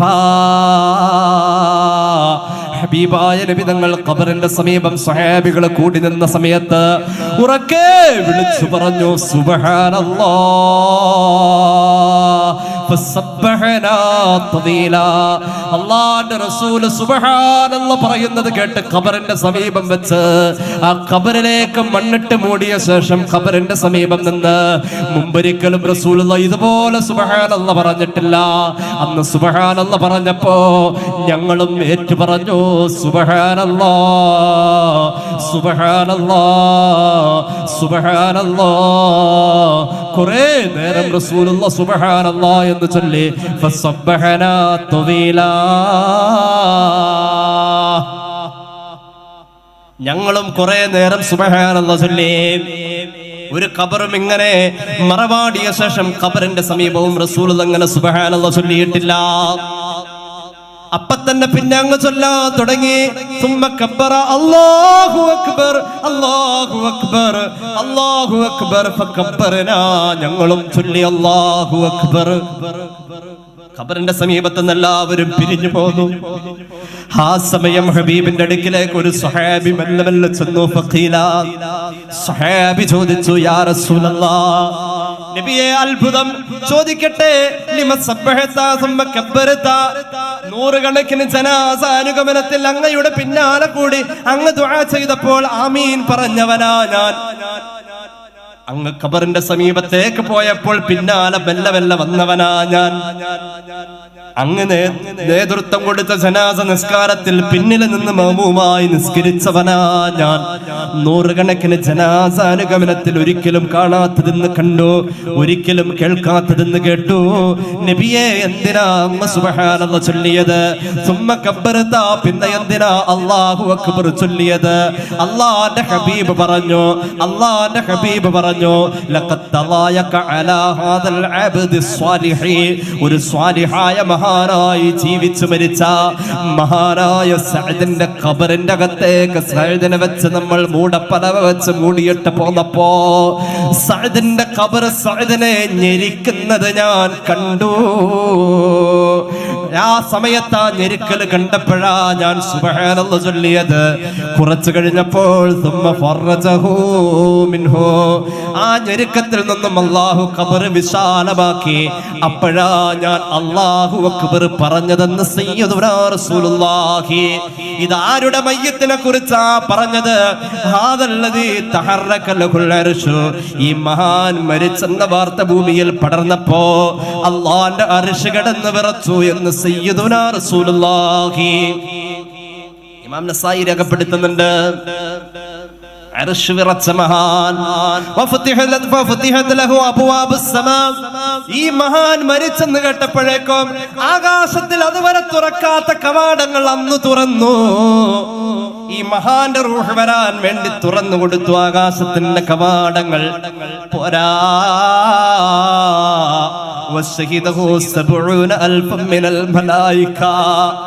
ആ മരിച്ച വീട്ടിലേക്ക് സഅദിന്റെ മയ്യത്ത് കുളിപ്പിക്കാനും സഅദിന്റെ മയ്യത്തിന്റെ ജനാസാനുഗമനത്തിലും നിസ്കാരത്തിലും പങ്കെടുക്കാൻ 70,000 മലക്കുകൾ ആകാശത്തിന്റെ വർണ്ണശബളമായ സീമയിലൂടെ തുരതുരാ നിറങ്ങി വരുന്നത് ഞാൻ കണ്ടു എന്ന് മുഹമ്മദ് മുസ്തഫ. കാണാം, ചരിത്രത്തിൽ സഅദിന്റെ ജനാസ കൊണ്ടുപോകുമ്പോൾ നടക്കാൻ സ്ഥലമില്ലായിരുന്നു.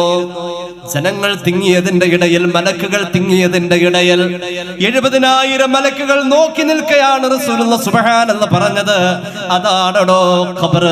പരിചയമില്ലാത്ത ഇടമാ ഖബർ. നമ്മുടെ സുഖലോലതകൾ വലിച്ചെറിഞ്ഞിട്ട് മണ്ണിന്റെ വിരിപ്പിലേക്ക് നമ്മൾ കിടന്നു കൊടുക്കേണ്ടതാ ഖബർ. തിരൂരങ്ങാടിക്കാരന്റെ പാട്ട് നമ്മെ വല്ലാതെ ഓർമ്മപ്പെടുത്തുന്നുണ്ടല്ലോ ഖബറിനെ കുറിച്ച്. തിരൂരങ്ങാടി KT മൊയ്തീൻ സാഹിബ് എഴുതിയതായ വരികൾ മലയാള നാടേ നീ എത്ര പ്രാവശ്യം കേട്ടോ? തിരൂരങ്ങാടിക്കാരനായ AV മുഹമ്മദ് സാഹിബിന്റെ വാക്കുകളിലൂടെ, ശബ്ദത്തിലൂടെ കേട്ടില്ലേ? ഖബറിനെ കുറിച്ച് പറയുന്നതായ പച്ചയായ യാഥാർത്ഥ്യം. വീട്ടിലെ മെത്ത പിരിഞ്ഞ നമുക്ക് കാട്ടിലാറടി മണ്ണാണ്, ചേലിൽ ചെന്ന് കിടക്കണ നമ്മുടെ മേലെ വരുന്നത് കല്ലാണ്. അതൊരു ഭംഗിയായുള്ള കിടപ്പാണ്. കുളിപ്പിച്ചു, പുതിയ വസ്ത്രം 3 നല്ല സുഗന്ധം. വീട്ടിലെ മെത്ത പിരിഞ്ഞ നമുക്ക് കാട്ടിലാറടി മണ്ണാണ്, ചേലിൽ ചെന്ന് കിടക്കണ നമ്മുടെ മേലെ വരുന്നത് കല്ലാണ്. ഇരയിന്മേൽ കണ്ണീരതും ചേർത്ത് മണ്ണതിനാലെ അടവാക്കും വിടവിലെ ബാറിലെ കനമേറും മീസാൻ കല്ലും മണ്ണും അതിന്മീതെ മറമാടും ഖബർ ബഹുചോറിലെ, മറമാടും ഖബർ ബഹുചോറിലെ. ഹബീബായ നബി തങ്ങളുടെ പൊന്നുമോൻ ഇബ്രാഹിം മരിക്കുന്ന സന്ദർഭമാണത്. പൊന്നുമോൻ ഇബ്രാഹിം വഫാത്തായി. ലമ്മാ ദഫന വലദഹു ഇബ്രാഹിമ വഖഫ അലാ ഖബ്രിഹി. പൊന്നുമോനെ മറവ് ചെയ്തു. ഖബറിന്റെ സമീപത്ത് റസൂലുള്ളാഹിയുണ്ട് സ്വല്ലല്ലാഹു അലൈഹി വസല്ലം. ഒരു ആൺതരിയെ വളർത്തി ലാളിച്ചു കൊണ്ട് നടക്കാനുള്ള ഭാഗ്യമില്ലാതെ പോയല്ലോ. ഹബീബിന്റെ പേരക്കുട്ടികളിലൂടെ അല്ലാഹു അത് സാധ്യമാക്കുകയാ. പൊന്നുമോൻ ഇബ്രാഹീമിന്റെ മരണം ഹബീബായ നബിയെ കരയിപ്പിച്ചു കളഞ്ഞു. സ്വഹാബികളേറെ കരഞ്ഞ മരണമാണിത്. അള്ളാന്റെ റസൂല കുഞ്ഞുമോന്റെ മയ്യത്ത് ഖബറിലേക്ക് വെച്ചിട്ട് ഖബറിന്റെ സമീപം ഇരുന്നു കൊണ്ടങ്ങ് പറയാൻ തുടങ്ങിയ ബുനയ്യ അൽ ഖൽബു യഹ്സുനു വൽ ഐനു തദ്മഉ. പൊന്നുമോനെ, താങ്ങാൻ കഴിയുന്നില്ല, മനസ്സ് പിടയ്ക്കാ, ഹൃദയം തുടിക്കാ, പിടയ്ക്കാ, മനസ്സ് വല്ലാതെ വേദനിക്കുന്നു മോനെ, കടിച്ചു പിടിച്ചിട്ട് കഴിയുന്നില്ലടാ. ഉപ്പാന്റെ കണ്ണ് ഒലിക്കുന്നത് കണ്ടില്ലേ മോനെ, കണ്ണുനീരൊലിക്കാ. ഇന്നാ ലില്ലാഹി വ ഇന്നാ ഇലൈഹി റാജിഊൻ. ഖബറിന്റെ സമീപത്തിരുന്ന് റസൂൽ അങ്ങനെ പറഞ്ഞുകൊണ്ടിരിക്കാം. എന്നിട്ട് പറയാ ഖബറിൽ കിടക്കുന്ന പൊന്നുമോനോട്, യാ ബുനയ്യാ, എന്റെ പൊന്നാര മോനെ, മറവ് ചെയ്തവിടെ നിന്ന് പോയാൽ ഖബറിൽ ചോദ്യം ചെയ്യാൻ വേണ്ടി 2 മലക്കുകൾ വരും മോനെ. ആ സമയത്ത് നീ പറയണം, ഒന്നാമത്തെ ചോദ്യം അല്ലാഹുവിനെ കുറിച്ചാ, മൻ റബ്ബുക. ആ സമയം നീ പറയണം മോനെ, ഖുൽ അല്ലാഹു റബ്ബീ.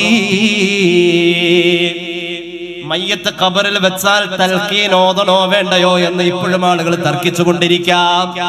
തർക്കമൊക്കെ കഴിയുമ്പോഴേക്കും മുല്ലപ്പെരിയാർ വിട്ടും. സഹോദര, തർക്കങ്ങൾ അങ്ങനെ കിടക്കും. ഇപ്പോഴും റൂഹുൽ ബയാനിൽ കാണാം ഈ ഹദീസ്. സൂറത്ത് ഇബ്രാഹീമിന്റെ 27-ാമത്തെ ആയത്ത് ഇറങ്ങാനുള്ള അവതരണ പശ്ചാത്തലമായി ഇസ്മാഈൽ ഹഖൽ ബറൂസവി രേഖപ്പെടുത്തുന്നത് വെളുത്ത കടലാസിൽ കറുത്ത മഷിയിൽ ഇപ്പോഴും കാണാം. ഹദീസ് അവിടെ ഇല്ലെങ്കിൽ എന്നോട് ചോദിച്ചോളൂ. ഹദീസ് അവിടെ ഉണ്ട്, ഇപ്പോഴും ഉണ്ട്. ഇന്ന് ഈ സമയത്ത് ളുഹർ ബാങ്ക് വിളിച്ച കഴിഞ്ഞ സമയമാണല്ലോ, ഇപ്പോഴും ഉണ്ട്. ഖബറിൽ കിടക്കുന്ന പൊന്നുമോനോട് പ്രിയപ്പെട്ട പിതാവ് അല്ലാഹുവിന്റെ റസൂൽ പറയാ, മൻ റബ്ബുക എന്ന് ചോദിക്കുമ്പോ നീ പറയണം മോനെ, അല്ലാഹു റബ്ബീ, അല്ലാഹുവാ എന്റെ റബ്ബെന്ന് പറയണേ മോനെ. ആരാ നിന്റെ നബി എന്ന് ചോദിക്കുമ്പോൾ എന്റെ ഉപ്പയാ അല്ലാഹുവിന്റെ റസൂലാ എന്റെ നബി. പിന്നെ അങ്ങ് ചോദിച്ചോ നിന്റെ ദീനിനെ കുറിച്ച് ചോദിക്കുമ്പോ പറയണേ, വൽ ഇസ്ലാമു ദീനീ. ഇങ്ങനെയുള്ള ഖബറിൽ ഖബറാളിയോട് മലക്ക് ചോദിക്കുന്ന ചോദ്യത്തിനെ തൽഖീനായി ചൊല്ലിക്കൊടുക്കുന്നത് റസൂലുള്ളാഹി ചൊല്ലിക്കൊടുക്കാം. തൽഖീൻ ചൊല്ലിക്കൊടുക്കുന്നു. എന്നിട്ടോ ഹബീബായ നബി തങ്ങൾ അങ്ങ് കരയാൻ തുടങ്ങി. ഫബക്കത്തി സ്വഹാബ. റസൂലുള്ളാഹിയുടെ കരച്ചിൽ കണ്ടപ്പോൾ സ്വഹാബികളും കരഞ്ഞു പോയി. ഏതൊരു കരച്ചിലിനും ഒരു അവസാനമുണ്ടല്ലോ. മഹാനായ ഉമർ ഇബ്നുൽ ഖത്താബ് തങ്ങളും സ്വഹാബികളുടെ കൂട്ടത്തിലുണ്ട്. വമിൻഹും ഉമർ റളിയല്ലാഹു അൻഹു. എല്ലാ സ്വഹാബത്തും ഒന്ന് കടിച്ചു പിടിച്ചുകൊണ്ട് ശബ്ദം കുറച്ച് റസൂലുള്ളാഹിയുടെ മുന്നിൽ ശബ്ദമുയർത്താതെ കരഞ്ഞപ്പോ ഉമർ ഇബ്നുൽ ഖത്താബ് തങ്ങൾ ഹദ്ദർതഫ സൗതുഹു. ഉമറിന്റെ കരച്ചിലങ്ങ് ശബ്ദമങ്ങ് കൂടി. ആര് കരയുന്നു? ആര് കരയുന്നു? കിസ്റയുടെ പേടി സ്വപ്നം. കിസ്റ പനിക്കും കൈസറും വിറക്കുന്നതാ. മിസ്റിൽ മുഖൗഖിസ് കെട്ടുടഞ്ഞെട്ടുന്നതാ. അവരാണ് അമീറുൽ മുഅ്മിനീൻ ഉമറല്ലോ. ജനസേവകന്മാർ കുല്ലിമാമാണല്ലോ. ഈ രീതിയിൽ മുളപ്പിക്കുവാനൊരു മണ്ണിനും കഴിവില്ലടോ, പ്രസവിക്കുവാനൊരു പെണ്ണിനും.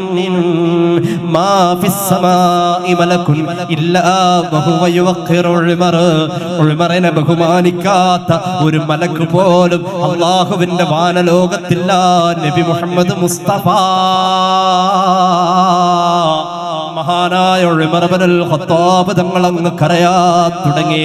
ആ കരച്ചിലിന്റെ ശബ്ദം കേട്ടപ്പോ ഫൽതഫത ഇലൈഹി റസൂലുള്ളാഹി. അല്ലാഹുവിന്റെ ഹബീബ് തിരിഞ്ഞു നോക്കി. എല്ലാ സ്വഹാബികളും കരച്ചിൽ നിർത്തിയിട്ടുണ്ട്. ഉമറിന്റെ കരച്ചിൽ തീരുന്നില്ല. റസൂലുള്ളാഹി ചോദിച്ചു, മാ യുബ്കീക യാ ഉമർ. ഉമറേ, നീ എന്താ ഇങ്ങനെ കരയുന്നത്? ഉമറേ, നീ എന്തിനാ ഉമറേ കരയുന്നത്? ഉമർ ഇബ്നുൽ ഖത്താബ് തങ്ങൾ പറഞ്ഞു, യാ റസൂലല്ലാഹ്, നബിയേ, ഹാദാ വലതുക, ആരെയാ ഖബറിൽ വെച്ച് നമ്മൾ മണ്ണിട്ട് മൂടിയതെന്ന് എനിക്കറിയാം. അത് അങ്ങയുടെ പൊന്നുമോൻ ഇബ്രാഹിം അല്ലേ നബിയേ? ആ കുഞ്ഞ് അങ്ങയുടെ മകനാണല്ലോ. വമാ ബലഗൽ ഹുൽമ, പ്രായപൂർത്തി പോലുമായിട്ടില്ലല്ലോ നബിയേ. അതിന്റെ ആനുകൂല്യം ഖബറിലുണ്ടല്ലോ നബിയേ.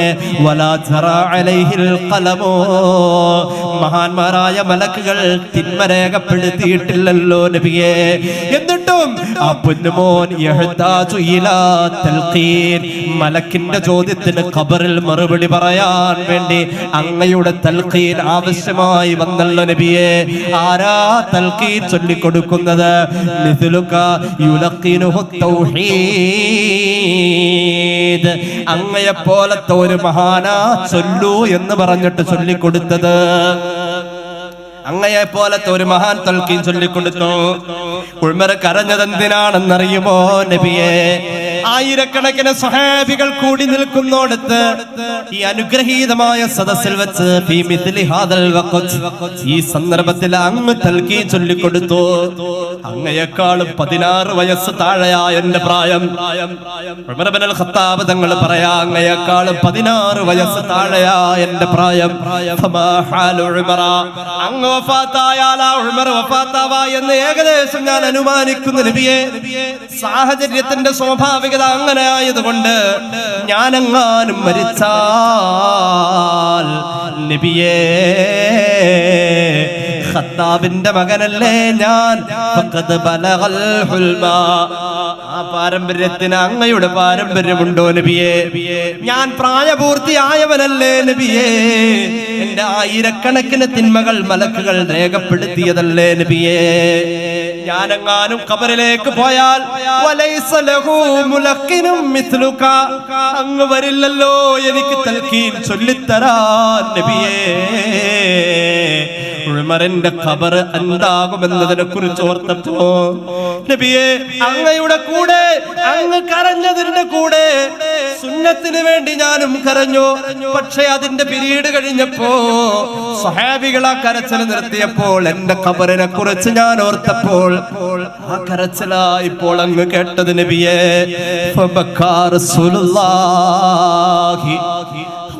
റസൂൽ കരഞ്ഞു പോയി. പൊന്നുമോൻ ഇബ്രാഹിമിന്റെ ഖബറിന്റെ സമീപത്ത് സ്വഹാബികൾ വാവിട്ട് കരയാ. ഉമറിനോട് സമാധാനം പറയാൻ അല്ലാഹുവിന്റെ റസൂലിന്റെ വാക്കുകൾ വഴങ്ങുന്നില്ല. അപ്പോഴാണ് മഹാനായ സയ്യിദുനാ മുഖറബുൽ അംലാഖ് മലക്ക് ജിബ്രീൽ അലൈഹിസ്സലാം ഇറങ്ങി വന്നുകൊണ്ട് സൂറത്ത് ഇബ്രാഹിമിന്റെ 27-ാമത്തെ ആയത്ത് ഓതി കൊടുത്തിട്ട് ഉമർ ഇബ്നുൽ ഖത്താബിന്റെ മറുപടി ഇതാണ് നബിയേ. يثبت الله الذين آمنوا بالقول الثابت في الحياة الدنيا وفي الآخرة ويضل الله الظالمين ويفعل الله ما يشاء. ജീവിതത്തിൽ ലാ ഇലാഹ ഇല്ലല്ലാഹ് കൂടുതൽ ചൊല്ലുന്നവർക്ക് ഖബർ എളുപ്പമാകുമെന്ന് പറയുന്ന നബിയേ. ദിവസവും 100 വട്ടം ലാ ഇലാഹ ഇല്ലല്ലാഹ് എന്റെ നാവിലും മുടങ്ങൂല എന്ന് പറയാൻ ഈ വഅദ് കേട്ടവരൊന്ന് കൈ പൊക്കണേ, അല്ലാഹു കബൂലാക്കട്ടെ. ലാ ഇലാഹ ഇല്ലല്ലാഹ് 100 എണ്ണം ഞാൻ ചൊല്ലും എന്റെ ഖബറിലേക്ക് വേണ്ടി. ഒന്ന് കൈ പൊക്കൂ. ഖുലൂ തക്ബീർ, ഖുലൂ തക്ബീർ, ഖുലൂ തക്ബീർ, ഖുലൂ തക്ബീർ.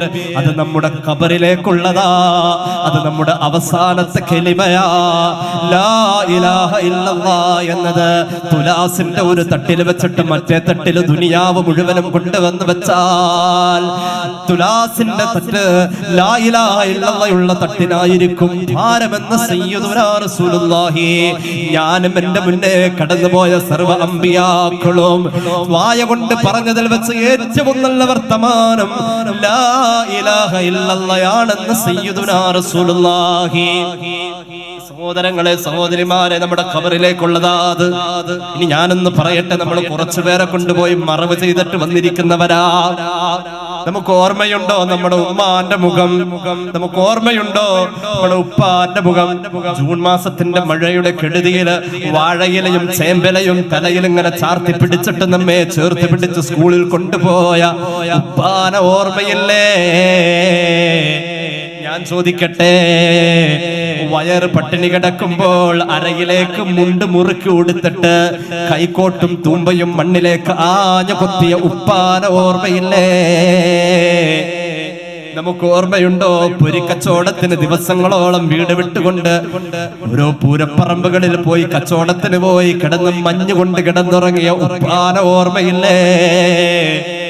പ്രവാസിയാ കുബൂസ് കഴിച്ച് പച്ചവെള്ളം കുടിച്ച് ജീവിതം തള്ളി നീക്കിയ പ്രിയപ്പെട്ട ഉപ്പാനെയും പ്രിയപ്പെട്ട ആങ്ങളയെയും പ്രിയപ്പെട്ട ഭർത്താവിനെയും ഓർമ്മയില്ലേ?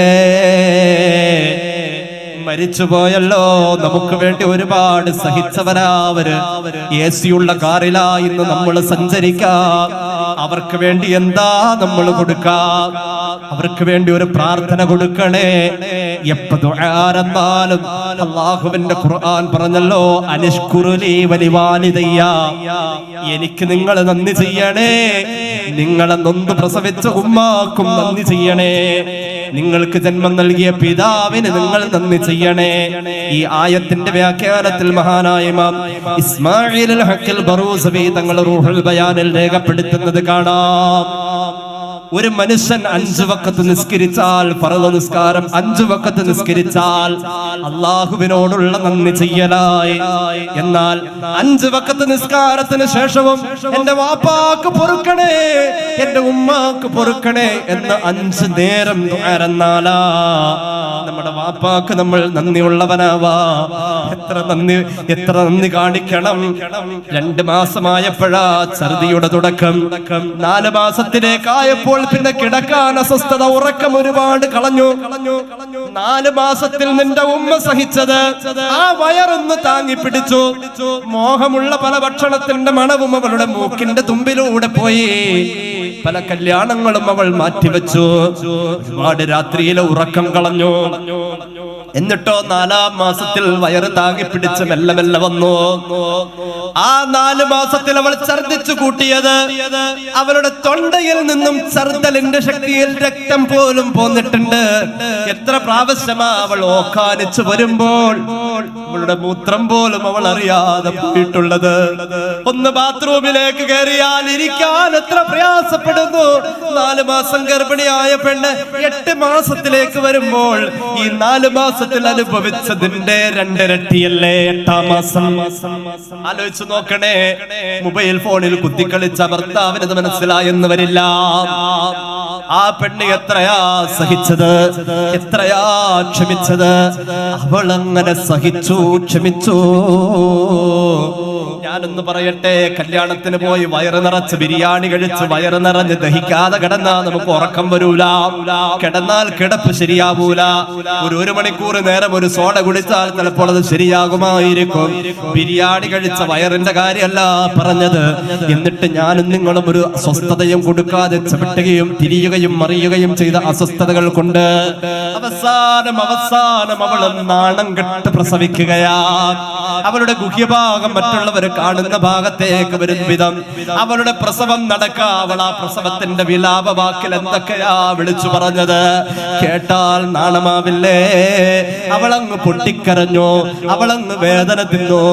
ഉമ്മാന ഓർമ്മയില്ലേ? ഷിഫ്നാസിന്റെ ഉമ്മയുടെ ആണ്ടായിരുന്നു. അല്ലാഹു മഗ്ഫിറത്ത് കൊടുക്കട്ടെ. ആ ഉമ്മ ഈ ഹാളിൽ വെച്ചുകൊണ്ടൊരിക്കൽ എന്റെ മുന്നിൽ വന്നുകൊണ്ട് സംസാരിച്ചു പോയ ചിത്രം മനസ്സിലുണ്ട്. അല്ലാഹുവേ മഗ്ഫിറത്ത് നൽകണേ അല്ലാ, മഗ്ഫിറത്ത് നൽകണേ അല്ലാ. ഒരുപാട് ഉമ്മമാര് മരിച്ചു. ഇവരൊക്കെ ഖബറിൽ പ്രതീക്ഷിച്ച് കിടക്കുന്നതിനെ കുറിച്ച് റസൂലുള്ളാഹി പറയാ. ഇനി കേട്ടോളൂ ഹദീസ്.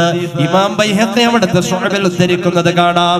മൽ മയ്യിത്തു ഫിൽ ഖബരി, നമ്മൾ കൊണ്ടുപോയി മറവ് ചെയ്ത ഖബറിൽ കിടക്കുന്ന മയ്യിത്തുണ്ടല്ലോ, ഖബറിന്റെ അകത്ത് എങ്ങനെയാണെന്ന് അറിയുമോ? ഇല്ലാ കൽ ഗരീഖിൽ മുതഗവ്വിതി, കുത്തിയൊലിക്കുന്ന വെള്ളപ്പൊക്കത്തിൽ നീന്താനറിയാൻ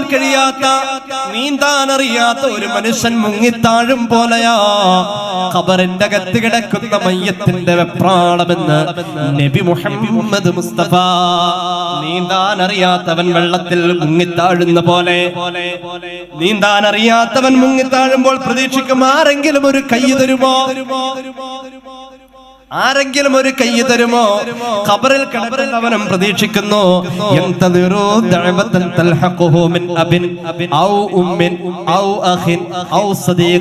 എന്റെ വാപ്പ എനിക്ക് വേണ്ടി ദുആ ചെയ്യുമോ, എന്റെ ഉമ്മ എനിക്ക് വേണ്ടി ദുആ ചെയ്യുമോ, ഭർത്താവ് ദുആരക്കുമോ, പള്ളിയിലെ ഉസ്താദ് ദുആരക്കുമോ, കൂട്ടുകാരൻ ദുആരക്കുമോ, കൂട്ടുകാരി ദുആരക്കുമോ. ഇത് മാത്രമാ ഖബറിൽ കിടക്കുന്ന ആളുടെ ചിന്ത എന്ന് സയ്യിദുനാ റസൂലുള്ളാഹി. അങ്ങനെ എങ്ങാനും ഒരു ദുആ എത്തിയാൽ, ഖബറിന്റെ അകത്തേക്ക് നമ്മൾ ചെയ്യുന്ന ഒരു ദാനധർമ്മം എത്തിയാൽ,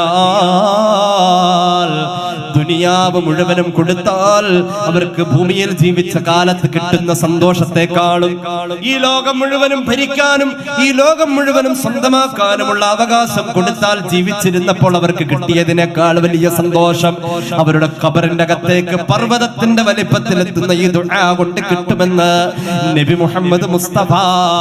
മരിച്ച് ഖബറിൽ കിടക്കുന്നവരെ മറക്കല്ലേ, അവർക്ക് വേണ്ടി ദുആ ചെയ്യണേ. സ്വതഖ കൊടുക്കുന്ന അവസരം